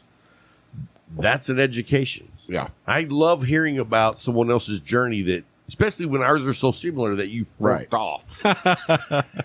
Another one would be the Ramon Alones Mexican Selección. Now, why do you say Mexican? It's his Mexican release only. And, okay. So none of the tobacco is from Mexico. Right. It's just all sold, Cuban. Right. It's supposed to be specifically sold to Mexico. Wow. Now, boxes get out. Sure. And they get sold. And they're relatively expensive. I want to say they're about $25 a stick. Wow. But they're now, worth it. Did you order those? Or I did not. Is that the guy's stash? Well, I was gifted one by another gentleman. Okay. That's also been instrumental in my cigar journey. Awesome. But, yeah, because your buddy out there, yeah, he's the one who turned you on to Cubans, and at first you were not excited about that. No, actually. You were like, that's going to suck. Yeah. The first Cuban I smoked was a Vegas Urbania, and I actually went into it hoping that it was going to be terrible because I didn't want it to be good, and I was blown away. You thought you were going to smoke it and like smoke half of it and be like, I'm not finishing that. I'm not finishing that. And, that Ramon or the Vegas Urbania, very good cigar. Very good cigar. Matter of fact, that'd probably be in my top 3. Wow. They're excellent. I smoked the Punch Coronation. It was kind of a letdown. It was a bland cigar, just a typical. Wasn't bad, but it wasn't great. Yeah, nothing to brag about. Yeah. And I mean, as a regular guy, you're always looking for the one to brag about. Right. You know what I mean? That one that really just lights you on fire. Oh, and the Punch Coronations, they're relatively cheap. I want to say they come in around $7 or $8 a stick. Okay. And they're not terrible, but you're not going to pass them out at a wedding. Well, I mean, I've seen guys pass out cigars at weddings that say, congratulations on your son. Right. You know what I mean? Guys that don't smoke cigars, you shouldn't take cigars to events. You know, that's some advice to live by. That's not going to be a job promotion or some kind of special occasion cigar. It's never going to be that quality. But all right, what else you got? What's number one? What's your number one go-to Cuban? Partagas Aristocrat. Really? Yeah. So just it's good every time. It's good every time. It's Corona. That's probably a 5.5 by 44. Have you experienced 46. any construction issues with that cigar? Not with that cigar. Okay. As a matter of fact, I haven't had any issues at all with any of the Partagas I've smoked. Really? None of them. Okay. Well, that's good to know. Yeah. I mean, that already tells me that I would like to lean towards ordering a box of those. Of Partagas. No. I don't think you can go wrong with Partagas, in my opinion. It supersedes the American version of Partagas, in my opinion as well. Except for the Partagas Black. I've smoked a Partagas Black, finally. It's a good cigar, but it doesn't stack up to their Cubans. I don't say that it's a good cigar. It is. Yeah. But I say it's a unique cigar. Yeah. Like, you could take the band off of that, and I smoke it, and I could tell you that's a Partagas Black. Right. So when you can do that with a cigar, to me, that makes it special. Now, that all the Cubans and me smoking the Cubans and whatnot, I will say that I'm not giving up on Nicaraguan or South American cigars or American-made cigars or anything like that. I would suspect that it's just like night and day. Yeah. Like, even though these Cubans are really good, right, the American versions of whatever is like has its own uniqueness as well. You know what I mean? Right. It's like you can't say, well, this one's better or worse. It's like, what do I want to smoke? Yeah. Yeah, I really, really liked the Romeo and Julietas that I've smoked and the Monte Cristo. I've got all my bands on my... Oh, nice. Some of the bands of stuff that I've smoked. Very cool. Yeah, I would love to take that journey, and maybe someday I'll get the opportunity. Right. It's awesome that you're out there in the landscape that's available. Right. Because, I mean, it's not everywhere. Well, it's another way for a group of guys to get together and also branch out on their cigar journeys as well, because the shop out there, as good as the Hemingway is, it's lacking in its diversity. And that's what Nothing's we gonna- love. Right. I say that all the time. Cigar shops are the most diversified business on the planet. And that's not just cigars. That's everything. Yeah. And we're just so fortunate to be here in Abilene and have the Leaf to go to with all the variety that we have. I mean, and to be fair, when you came back the very first time from the Hemingway, you were not very kind about the Hemingway. But Jay sets the bar so high Exactly. that I promise you, anywhere you go, you're going to feel that way. Yeah, most places do not stack. Well, nowhere I've been stacks up to the Leaf, period. In fact, I told Jay this the other night. The closest place I know, that's what Bryant called about, was the closest place that stacks up to the Leaf is the Safari Cigar Club in Omaha, Nebraska. Okay. I did a show up there. I went up there, shoot, man, it's been 3 years ago. Right. And the entire time I was there, it was no warmer than minus 18. It sucked. It sucked. Texas boys do not like the cold. No. But anyway, when I flew into Omaha, and then I rented a car and I drove down like 4 or 5 hours away and stayed there for the whole week. Right. But when I got off the plane, the first thing I did was go to a local shop, which was the Safari Club. And when I went in there, dude, I mean, like, it's what the Leaf would be if they had 5,000 square feet. Right. You know what I mean? Right. And so the humidor was actually bigger than the Leafs. Yeah. And it was done in all teak wood. Oh, wow. It was beautiful. And then you come out and you're like, I mean, you're in the humidor, and when you come out, you're like in this giant room that has a place for you to pay. And then there's probably like 20 tables with 4 or 5 chairs. Right. They have a barista making coffee there. I got the espresso, whatever. Yeah.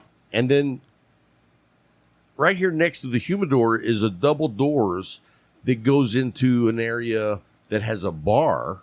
And bar is probably 30 feet long. Yeah. And another 30 tables with 5 chairs each. Right. I mean, it's massive. But the selection of the cigars were amazing. The customer service was fantastic. And the seating area was very comfortable. And then, like, you don't have to sit at a table. They also had like couches and love seats and armchairs. Different places. Wherever you want to be. Right. And at that time, they had the Cabinet 6 LFD back in the day when they were just badass. Yeah. Yeah. And so I told Jay, I said, really the only thing that I would say that you're doing better than them, well, there's probably lots of things, but the one thing that I would say is I'm not a fan of having a bar in the cigar lounge. Right. It's just not my thing. Right. It's not a bad thing. It's not wrong. But for me, you kind of add a different vibe when you sell alcohol because it's just different. Well, people come there for the alcohol. A different reason. Yeah. And, when you walk into those double doors, and the doors are always open, so you could just see in there. Yeah. But just the bar aspect takes it down a notch for me. Right. Now, there's nights when I wish Jay had a bar. But that's rare. Yeah, I want it both ways. Right. I don't want to go to a bar. Yeah. It's not my scene. But anyway, man, thanks for sharing your journey on the Cubans. No. And I love that you're doing that because it's like one of those things where I've never felt like I had the opportunity to do that. Right, right. You know what I mean? And I mean, I know you can order Cubans online. Yeah. But that's not how you started. No. You know what I mean? You were around guys that smoke Cubans. Exactly. I was with guys who had already ordered their stuff online. Right. I didn't have to go through all that meticulous waiting for 4 to 6 weeks. With it, you may get them in 4 to 6 weeks. Yeah. Slight possibility that you may not, but they cover the expense. Correct. And reorder you the same whatever. Yeah. And as many times as it takes to get you those cigars. Yeah. Which you said you only know of 2 instances. I know of 2 instances from guys who have been ordering Cubans for over a year apiece, and they've had lost 2 boxes, and both were replaced. And so, I mean, you know, your chances are pretty low that you're not going to get it in 4 to 6 weeks. For me, 4 to 6 weeks is a long freaking time. Well, you know, then you still have another 4 weeks before you can actually smoke them. Because you've got to freeze them. How long do you have to freeze them? Have you researched that? I haven't researched it. I've been told a minimum of 5 days. Okay. So I know guys that freeze them for 5 days. Most of the guys that I hang out with are freezing them for a week. The big collector, he's freezing them for 2 to 3 months. Really? Yes. Wow. Don't know why. There's not a reason. It's a bit excessive, but he's got so much inventory. He's also not in a hurry. It's also storage. Yeah. Wow. Yeah. He doesn't have to worry about them while they're He's got to smoke down his inventory to make room for those. To make room for them, or buy some more igloos or humidors or something. And what was this guy's address? So, anyway, no, what a great opportunity, dude. Yeah. I mean, what a great opportunity. It's been really like, if someone told me that I had to go to Midland, I'd be like, well, that's going to suck. Well, that's my initial thought was. But look at the opportunity that you would have never had if you had not gone there. Right.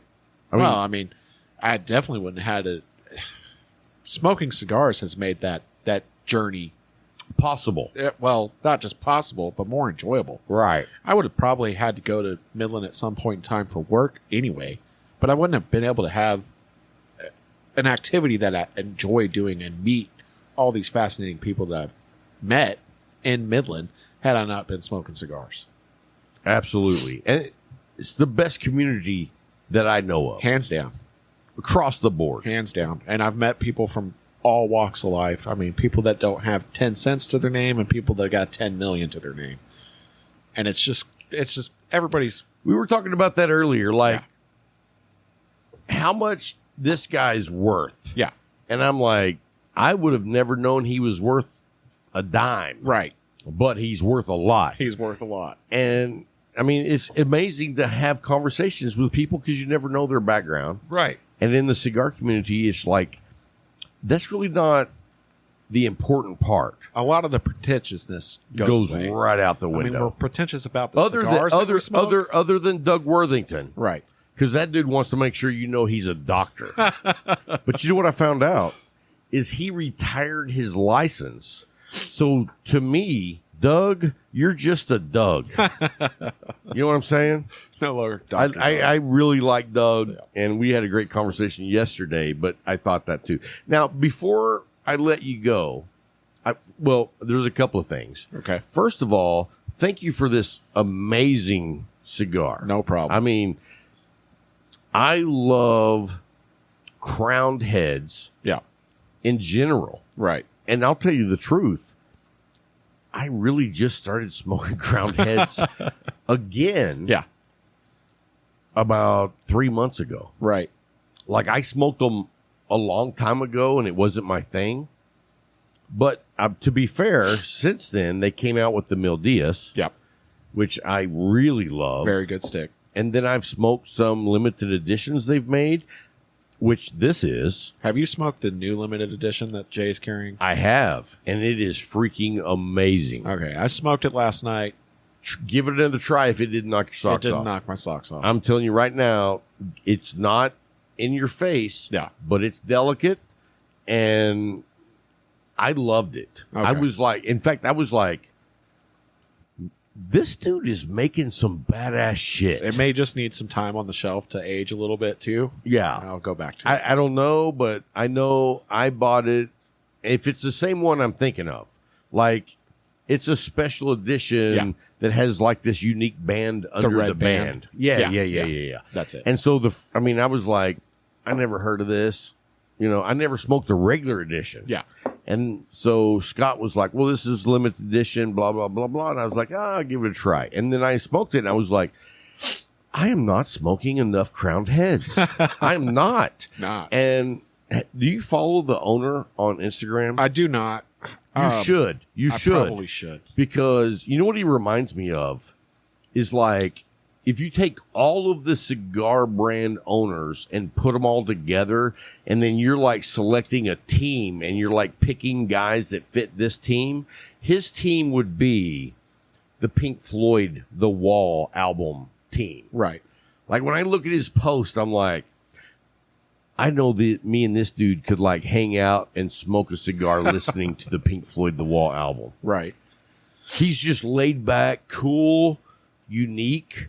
And so I really didn't smoke a lot of Crown Heads before 3 to 4 months ago. So I found Crown Heads in the Leaf going through this weird journey of trying to find the oldest cigars in the Leaf to smoke.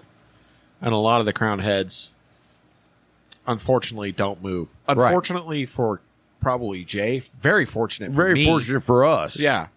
And so it's hard for me to even talk about it because there's those gems that... You don't want anybody to know. Exactly. I'm like, God, I love these cigars. I want to tell everybody that they're great, but I don't want to tell anybody that they're worth the shit because I don't want people smoking them because I want them. So, like, what's the oldest cigar in there, in that line? Jericho Hill. Okay.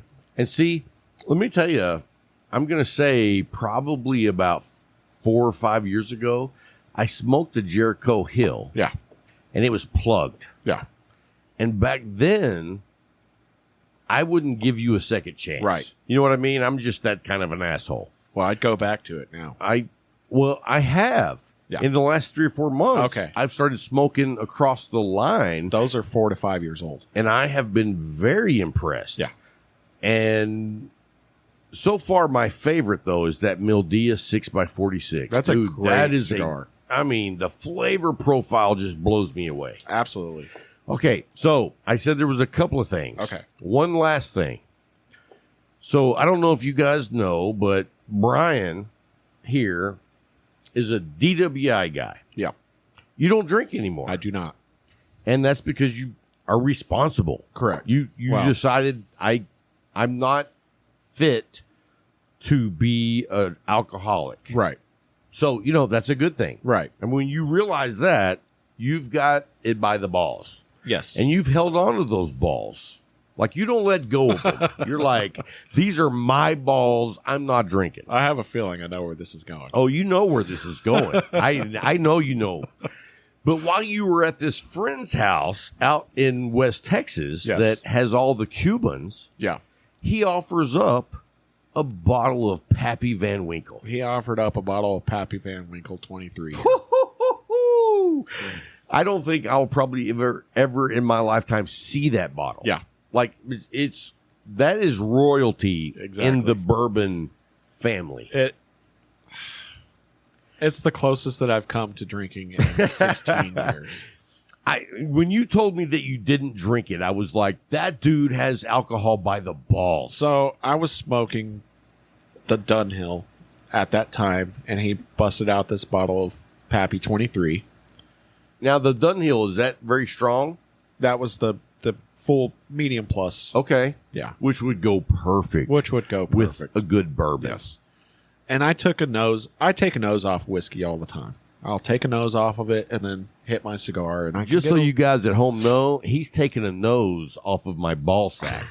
But go ahead. It didn't blend well with the cigar either. A little funky. It was kind of cheesy. Let me take you to Funky Town. But I took a nose off the Pappy and hit my cigar, and that was probably one of the most enjoyable puffs of a cigar I've ever had and may ever have in my life. And you didn't drink it. I didn't drink it. Dude, the level of self-restraint is impressive. If I would have took another nose off of it. Let me tell you what. Dude, I don't care. Like, if they said, here's some Pappy Van Winkle, if you drink this, you're going to absolutely love it. Right. But also, your granddad's going to die. I'd be like, hey, Grandpa, I know you had a good one.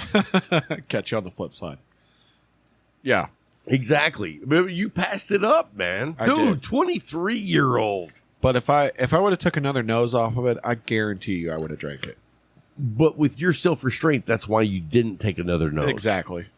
You impressed the shit out of me. I really wanted to. That or I'm very disappointed. I can't. I don't know. Impressed, disappointed. It may come back to be one of those things I regret. Not doing, but I know Ed. You know Ed. Yeah. He was up at the tap house, and they had a bottle of Pappy Van Winkle, just the regular. Yeah. And he said, how much is the pour? And they were like $40. He passed. Yeah. Because Ed is a cheap bastard. I'm a cheap bastard too, but I would have been like, I got to try it. Yeah. Just so I know. Right. And so anyway, he didn't. And you didn't. I didn't. So I don't know anyone that's had Pappy Van Winkle. I'm No. very disappointed in that. No, but I'm actually disappointed that you didn't fill up a scientist's beaker and bring it to bring me it back, with a yeah. little I cork needed in the top. little tester. Oh. You could have told me it was Pappy and pissed it in, and I would have tried it. Hopefully one day somebody will be able to get some Pappy and you'll be able to get a try. I you know what? That's like the holy grail. I don't think I'll probably ever get to try it. I don't want to announce it on the air because I don't want people to go through this method, but I'll tell you after the podcast Okay. the possible way that you can get it Hey, at a reasonable price. let me tell you this. Yeah, that's the big part. That's the big part. Anybody can pay I mean, $8,000 a bottle. right? I'm not one of those guys. But anyway, I know that last year, my holy grail, so to speak, was Eagle Rare. Right. But I want to tell everybody out there that I'm over it. No, I'm serious. I was very, very fortunate. I was very blessed because several people brought me bottles of Eagle Rare. And I'm very thankful for that. Right. But what I realized was the hype is not the value of Eagle Rare. And to be fair, it's only $35. Yeah. I won't pay more than $40 for it. Right. If you're price gouging, I'm probably never going to buy anything from you again. Right. But what I really realized was there was so many more bourbons that I love more than Eagle Rare, and they're between $30 and $50.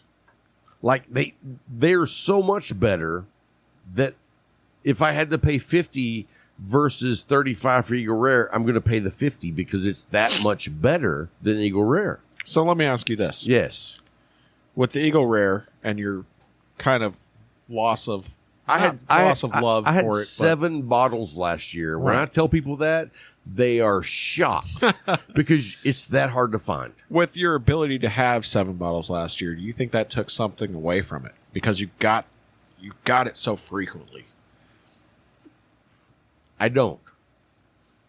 I think by having the opportunity to have it so much more than most people, Yeah. that it gave me the opportunity to know what it actually is. To get over the hype. Right. Right. Because let's say that I only had 1 bottle last year and it was amazing. Yeah. Because it's good. I'm not knocking it. But because I only was able to get 1 bottle, it's still at the top of my list. Right. After having 7 bottles, I'm like, I'm going to say that Eagle Rare is probably the smoothest bourbon I've ever had. Okay. It's the smoothest. But the complexity of the flavor profile is not there. It just is lacking in the flavor department. Right. It is the smoothest, but for me, that doesn't make it the best. You know what I'm saying? Yeah. So, like, the Old Forest 1920 that I have up here, Right. I paid $63 for that. I'd buy that every day over Eagle Rare now Okay. because it has so many flavors to it. That's more complex. It's more complex. It's a lot like cigars. Right. Like, there's cigars out there that cost less that are great freaking cigars, Well- but sometimes you're still going to pass over that really good cigar that's $7 for a cigar that's $12 Right. because you want the experience that only that can give you. Well, there's cigars that are much higher than that. Right. That I mean, yeah, I could just smoke a Sin Compromiso every single day if I wanted to. I wouldn't be able to smoke as many cigars. I think that would take away from It would. that particular cigar. I think so too. You know what I mean? There's Or- certain cigars that it's a treat Right. versus a go-to. Exactly. Like the Medallia for me being a go-to, and now the Riata 6x46. Yeah. To me, when I have a go-to that's that freaking good, it's like, it's a bonus. Right. Because I can't smoke the 1926 every day, but I can smoke that every day. Right. And we've had this discussion before. We could smoke a 1926 every day. It'd be the only cigar we'd smoke that day. Right. I can't smoke 8 of those. Right. Yeah, I can't afford to smoke 5 of those a day or 4 of those a day or whatever. You know, whatever I'm at for the day count now. I don't even know. I look forward to whenever I buy a 1926 Maduro. Right. I love that cigar. I really do.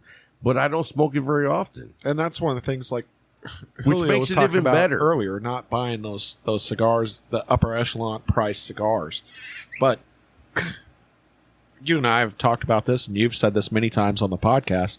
At least once a month or once every other month, you should buy a high-end cigar just to experience it. Just to treat yourself. Treat yourself, and it may not be a treat. Right. It may be an experience to get you to the next level where it will become a treat. Yes. You know what I'm saying? Yeah.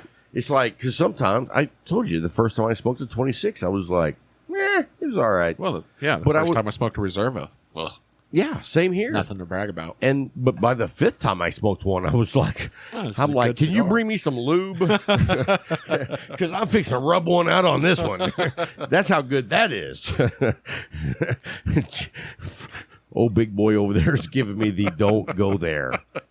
Hey, you know what? We didn't cover any sponsors in the first segment, but we kind of did. We talked about the Leaf. Yeah. We talked about Tabanero. Right. We've now talked about McAuliffe. McAuliffe. Look down in the show notes, and there is a link to all of our sponsors. But go by and check them out because, dude, we are not peddling snake oil. Right. We are suggesting the best of what we have found in our journeys. Right.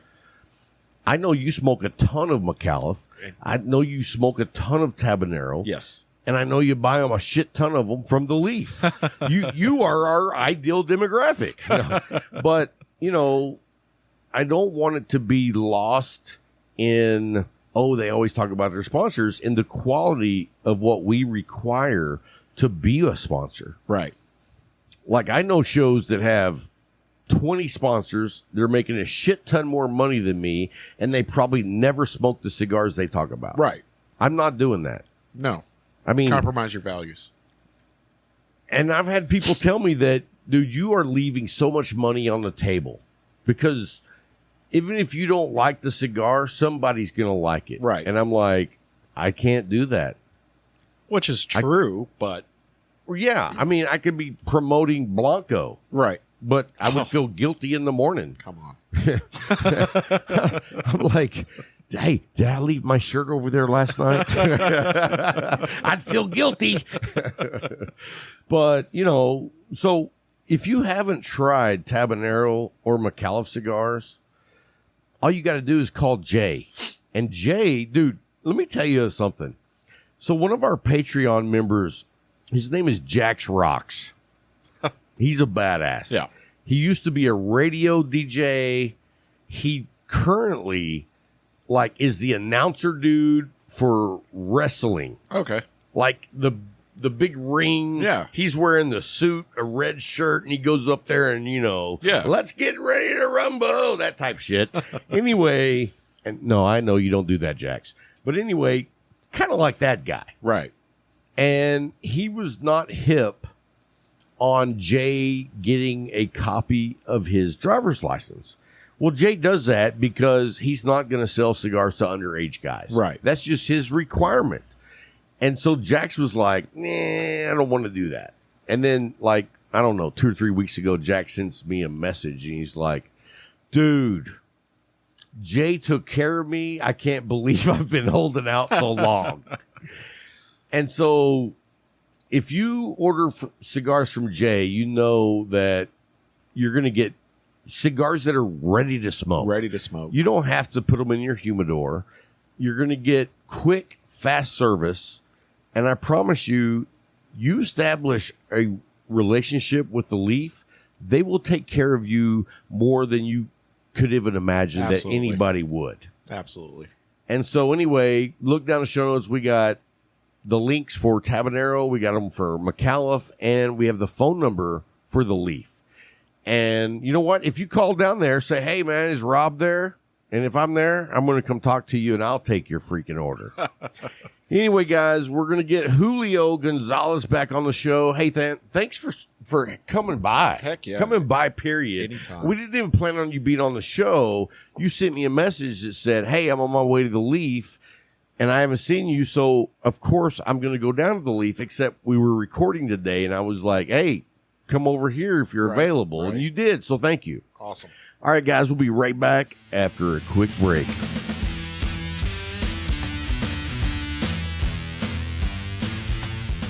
Hey, guys, welcome back. And we're going to dive into some different topics here on the ass end. But before we dive into the ass end of the show, we're going to talk about Case Elegance. I mean, here's the thing, man. These guys, and I'll tell you guys right up front, they just re-signed for another year with Cigar Talk. I love that we're building that partnership with a company that takes care of its consumers. Yeah.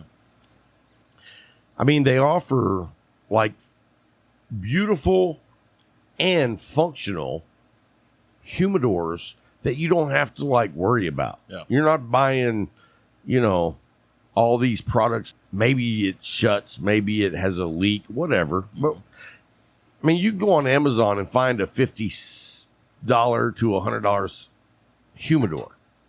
And I've done that. When I first got started, that's exactly what I did. Me too. And I did not realize how shitty, like it was like, well, at the time I thought it was cool. Yeah. It was one of those, it held 100 cigars and it had like one of those domes for a lid, like a treasure chest. Yeah, yeah. And it held no humidity whatsoever. But it looked cool. Yeah. And so along my journey, I realized the importance of taking care of these amazing items that take care of us. Yeah, your investment. Right. And so Case Elegance not only makes the product, they also take care of their consumers on a level that nobody else in the humidor business is doing. Nobody. And when I talked to them, I was like, man, I hope things are going good for you guys. They're going great for us. We would like to have you back on for another year because that's how much we believe in you. And they were like, yeah, absolutely. I think we got a good partnership here. And so we're going to be talking about Case Elegance for the next 12 months. And I'm going to tell you right now that you're not going to find a better humidor at the price point that Case Elegance does ever. Like, I know you could go buy like a $5,000 humidor made, by hand by some ninja.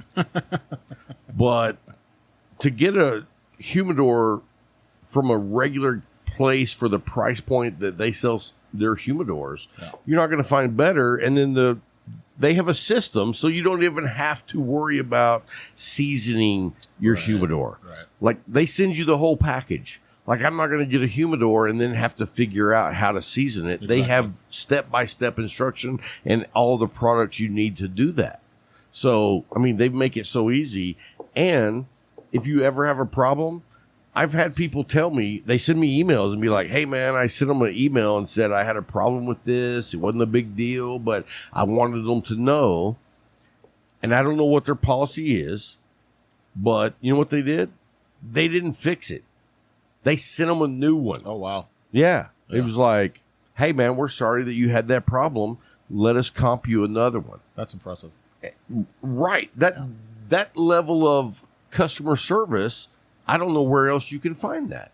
And so when we came to the end of the year with Case Elegance, I was like, hey, man, we would love to re-sign you because we think that much of you. Yeah. And so if you guys need a humidor, you need a travel humidor. Did you know they make watch boxes as well? Oh, I didn't. Have you seen the man bag? No. The leather man bag? No, Larry was talking about it. I'm going to bring it. You should come over next week, whether we let you be on the show or not. But so I can show it to you, dude. It is beautiful. Yeah. And it's only $150. Yeah. Like, that's a $300 bag all day long. All leather? Oh, really? All of it. Oh, wow. And it's not just leather. It's special leather that you can only get in Turkey. For $150. Boom. Yeah. Wow. And when I took it to Vegas, like several people going in and out of the airports were like, hey, nice bag. And I was like, yeah, I know. Because I know. Yeah. But, and Bryant said that the reason that so many people spoke up about it, that they were surprised to see you carrying it. Because, I'm in shorts, flip-flops, T-shirt. Yeah. And I'm carrying a bag that some dude in a, badass suit would be wearing. Right. But, that's me. But anyway, check down the show notes, guys. You can click on the link for Case Elegance. And if you use the code Cigar Talk coin, they will send you the blackout coin. Like, you've seen our regular coin. Mm-hmm. So we have the blackout, which is both sides are flat black. Yeah. And so that they only have 15 of them left. So if you don't get one, it's because you waited too long. But anyway, check down the show notes and support Case Elegance. I mean, you know what? You support the guys that sponsor our show. You're really supporting us. So, hey, and I wanted to say, and I don't know how much you know about this. Are you aware that we're doing a streamathon? I am. Okay. Yeah. And we already have a couple of things online that are up for auction. Yeah. One of them is the military humidor from Case Elegance. Oh, yeah. Brian can't stop talking about that. Dude. Yeah. And right now it's at $35.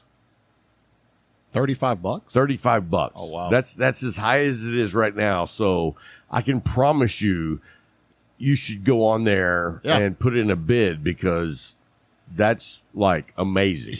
Yeah, that's low. Yeah. And so we're fixing to be adding this next week. We're adding several items to the auction site, and we're going to put the auction site down in the show notes. We're doing the streamathon to support Cigars for Warriors. So go by and do whatever you have to do to bid on our items. Yeah. But all the proceeds goes to Cigars for Warriors. Awesome organization. Oh, are you aware that nobody in that organization gets a paycheck? Yeah, I found that out a couple weeks ago. It's very How many 501-Cs do you know that nobody takes any money? None. I mean, That's unheard it's of. unheard of. Yeah. And those guys do it because they love to send stuff to the troops. And most of them were troops at one time. And during the streamathon, we're going to have a soldier on that was overseas and got some Cigars for Warriors packages and let him tell everybody from firsthand experience what it means to them. Yeah. Because a lot of people don't know the impact that you have sending cigars to the soldiers overseas, that their whole platoon can sit back and enjoy a smoke together. Yeah. You know what I mean? Yeah. I was telling somebody about the charity event, and they were like, yeah, but what's in the care packages? I mean, you're not sending them cigars, are you? And I was like, it's funny that you say that because Cigars for Warriors sends lots of different packages that has items that soldiers have requested, not just cigars. Okay. But the number one thing they get requested is cigars. Right. And the soldiers that I've read what they said about it was like, dude, what you don't understand is this is that one opportunity that we can sit down as a complete platoon and enjoy some free time and not think about where we are. Yeah. Have a small taste of home.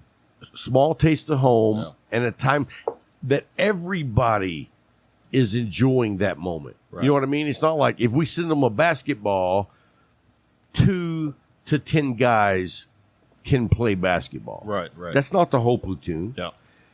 The cigars, they all sit back and enjoy. Yeah. And that's why it's like, yeah, I'm down. You know what? We don't give back enough. Right. We really don't. Yeah. So anyway, look down the show notes. There's going to be a link for the auction site that's doing our auctions. I know right now we only have the what is it? The Case Elegance Humidor, and then some Nova cigars. Leo sent those over, and so we're going to be adding some AJ Fernandez humidors, which are very, very rare. Like, you can't just go into a shop and buy those. Yeah, I don't think I've seen one of those. No. Yeah. They sent us 2 to give away. Wow. And so they're going to be up over the next week. And then we've got Gurkha, who's putting together a humidor with a shit ton of cigars in it. Oh, nice. I mean, dude, yeah. They went over and above on what they're going to do. Oh, that's awesome. And so anyway, the actual Streamathon will be May 7th. And we're going to be doing an 8-hour live stream. I can't promise anyone that there will not be a slip up of an F-bomb, but I'm going to do my best. I'm really going to do my best. If you were taking odds, like, how much percentage do you think I'll be successful? 15%?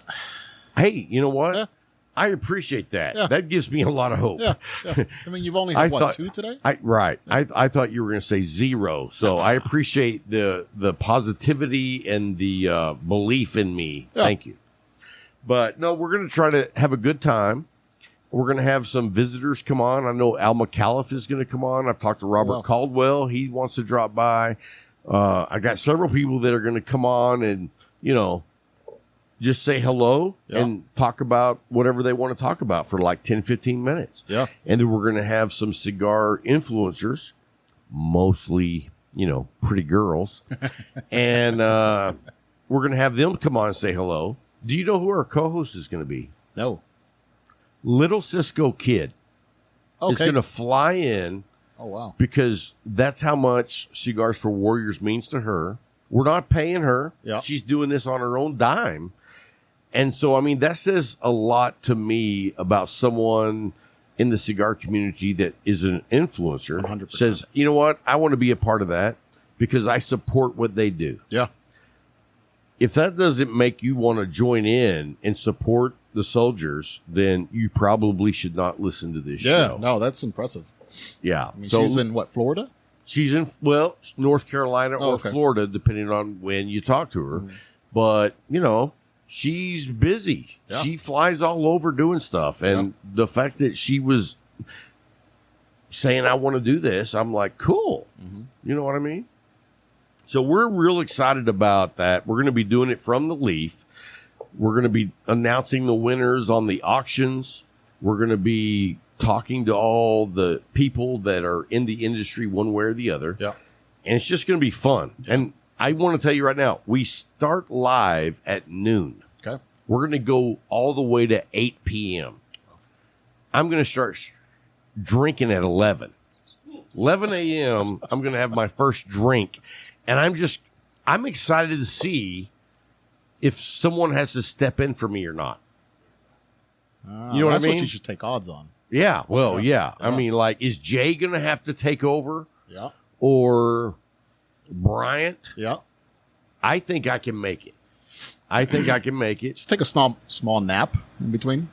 You'll be all right. Oh, there'll be no time for naps. I've been wanting to get like a musician or a band or something to come in and play like 1 or 2 songs, but so far I have not been successful because a lot of those guys don't want to come in for like 1 or 2 songs. You know what I mean? They want to do a set, which might be 30 minutes to an hour, and I'm like, yeah, I don't know about that. Yeah. And we're not going to have time for you to set up and tear down and all that. Because I talked to a band and I was like, I would prefer that y'all just set up in the alley. Oh, okay. And they were like, what? I was like, dude, we got a great alley. We could stream that live. Yeah. I don't think they understood what I was saying. Yeah. But you get it. Yep. I do. Are you musical? Mm-mm. Nothing. Nothing. Is your wife musical? No. So your kids have no musical talents? I don't know yet. He's only 12. He might develop something. I don't know. I didn't realize your son was that old. 12. Mm-hmm. How's that age treating you? Good so far. We're a year away from the teenage years, so we'll see how that changes. You know, with my son, it really didn't take a big turn. That's good. My daughter, on the other hand, was a huge turn. My daughter was daddy's girl, and then when she hit like 12 and a half, I was the devil. Whatever I said was like blasphemy. That seems to be all my buddies with girls have pretty much the same. My daughter left when she was 17 and went to Australia for 18 months. Wow. So she came back at almost 19. No, she was 19. Yeah. And now we're like really close. So it does come around. Sure. And I always heard that, but I was so like after 5 years of just constant, I was like, it's not going to happen for me. It's not coming back around. She hates me. And then when it did come back around, you're like, digging it. Yeah. Digging it. Now she's bringing you fries to the leaf. Right. Yeah, you were there. Yep. Yep. So, I mean, it's a great turnaround. Yeah. But anyway, I don't know how we got on that. Anyway, so where we were going to go for the last segment is we had Brian give us his top 5, and you brought your top 5. Yeah, and 2 of mine. Mimic. 1 of mine. Okay, one of yours. Did you rank them? Yeah. All right, well, let's start with number 5. Number 5 is Nub, Connecticut. The Nub, Connecticut with the Oliva, Connecticut Reserve. Yeah, Oliva. Yeah, Oliva. Oliva? You know, I know because you're from Brazil. Spanish is my first language. I call it Oliva. That's my number 5. I see, and let me tell you this. I told you earlier that I had smoked the Cameroon and I didn't like it, but I'm also thinking now that I smoked the Connecticut Nub and I didn't like it either. Because for me, it had that wrapper that really dries out your palate. Oh, I haven't experienced that. And maybe it was different for you than it was for me, and maybe it was a completely different cigar. I'm not 100% sure. Yeah, because I stay away from those. So have you experienced that before? Yes. Like, to me, that's the worst cigar that you could smoke. Yes, 100%. When you dry out your palate and you're so thirsty, but you can't taste anything, Yep. it sucks. Yeah, 100%. All right, what's number 2 or 4? Number 4, the Drew Estate Underground. So we shared 2. Yep. Yeah, I was going to say, you said 1. Yeah, apparently. Yeah, it was 2 of them. You copied off of Brian. No, I really like that one. Yeah, I know you had that because you're a member at the Leaf, and Jay slid us one of those in our lockers. But yeah, after I smoked it, I sent Jay a text and was like, dude, thank you for opening my eyes on a cigar that I would never have smoked. Yeah, that was a good one. I've been smoking that for a few years. Really enjoyed that one. After that, the Monte Cristo White Vintage, Connecticut. I don't think I've ever had that one. I think I've had the Monte Cristo Classic, Connecticut.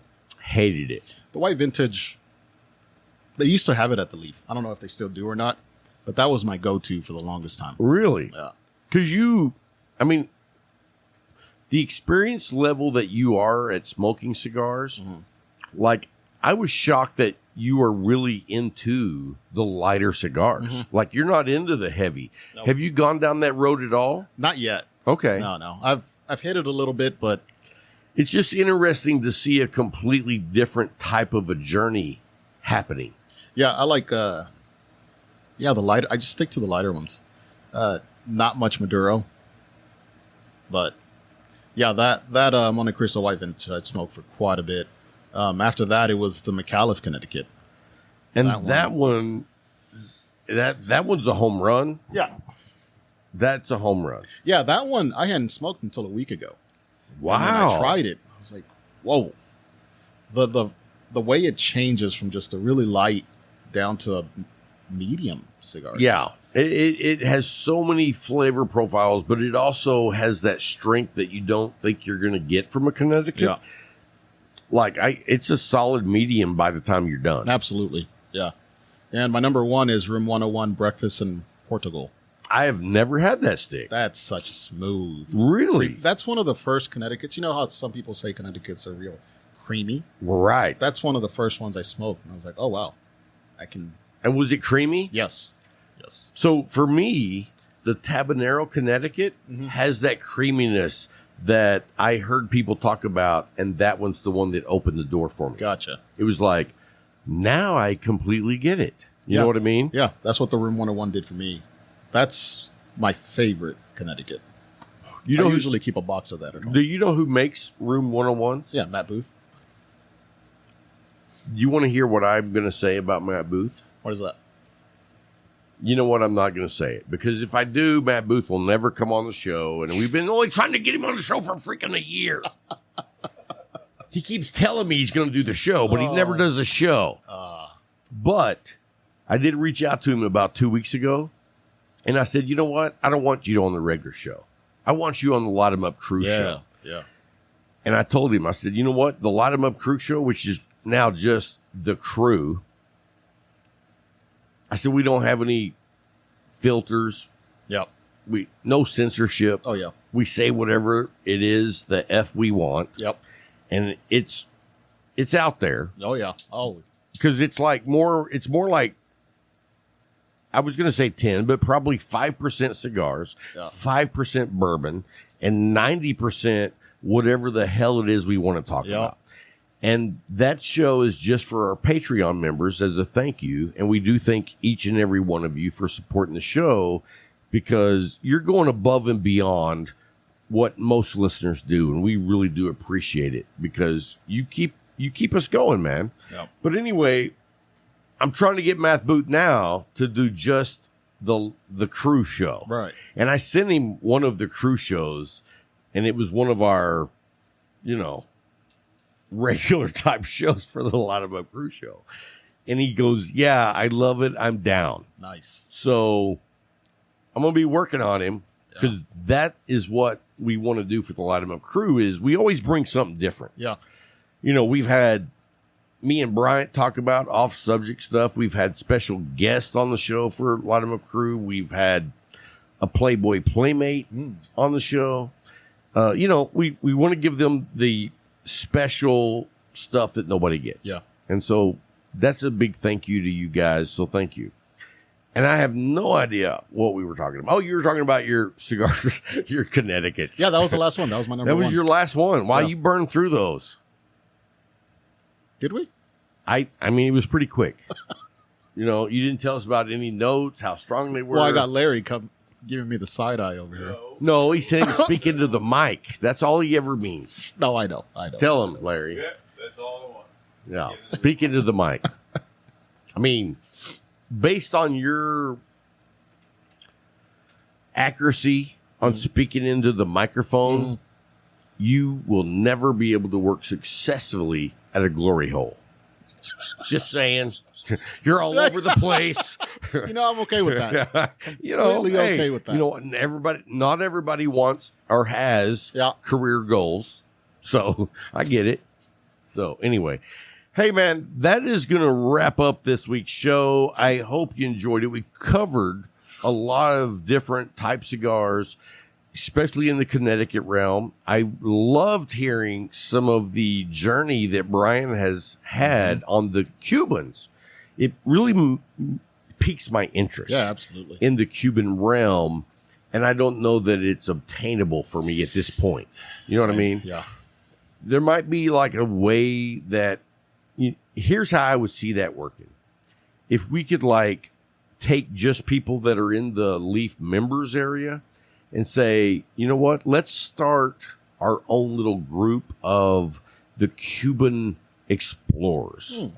And we all chip in some money every month and buy a box of Cubans to check them out. Yeah. What do you think about that? That's awesome. Would you be down? Yeah. Larry? 100%. Yeah. Larry's down. Yeah. We know WillCockson's down. I mean, anybody that has Cox in his name is going to be down. That's just my theory. I could be wrong. But anyway, that's going to wrap it up for this week's show, guys. And until next time, Keep smoking. boom!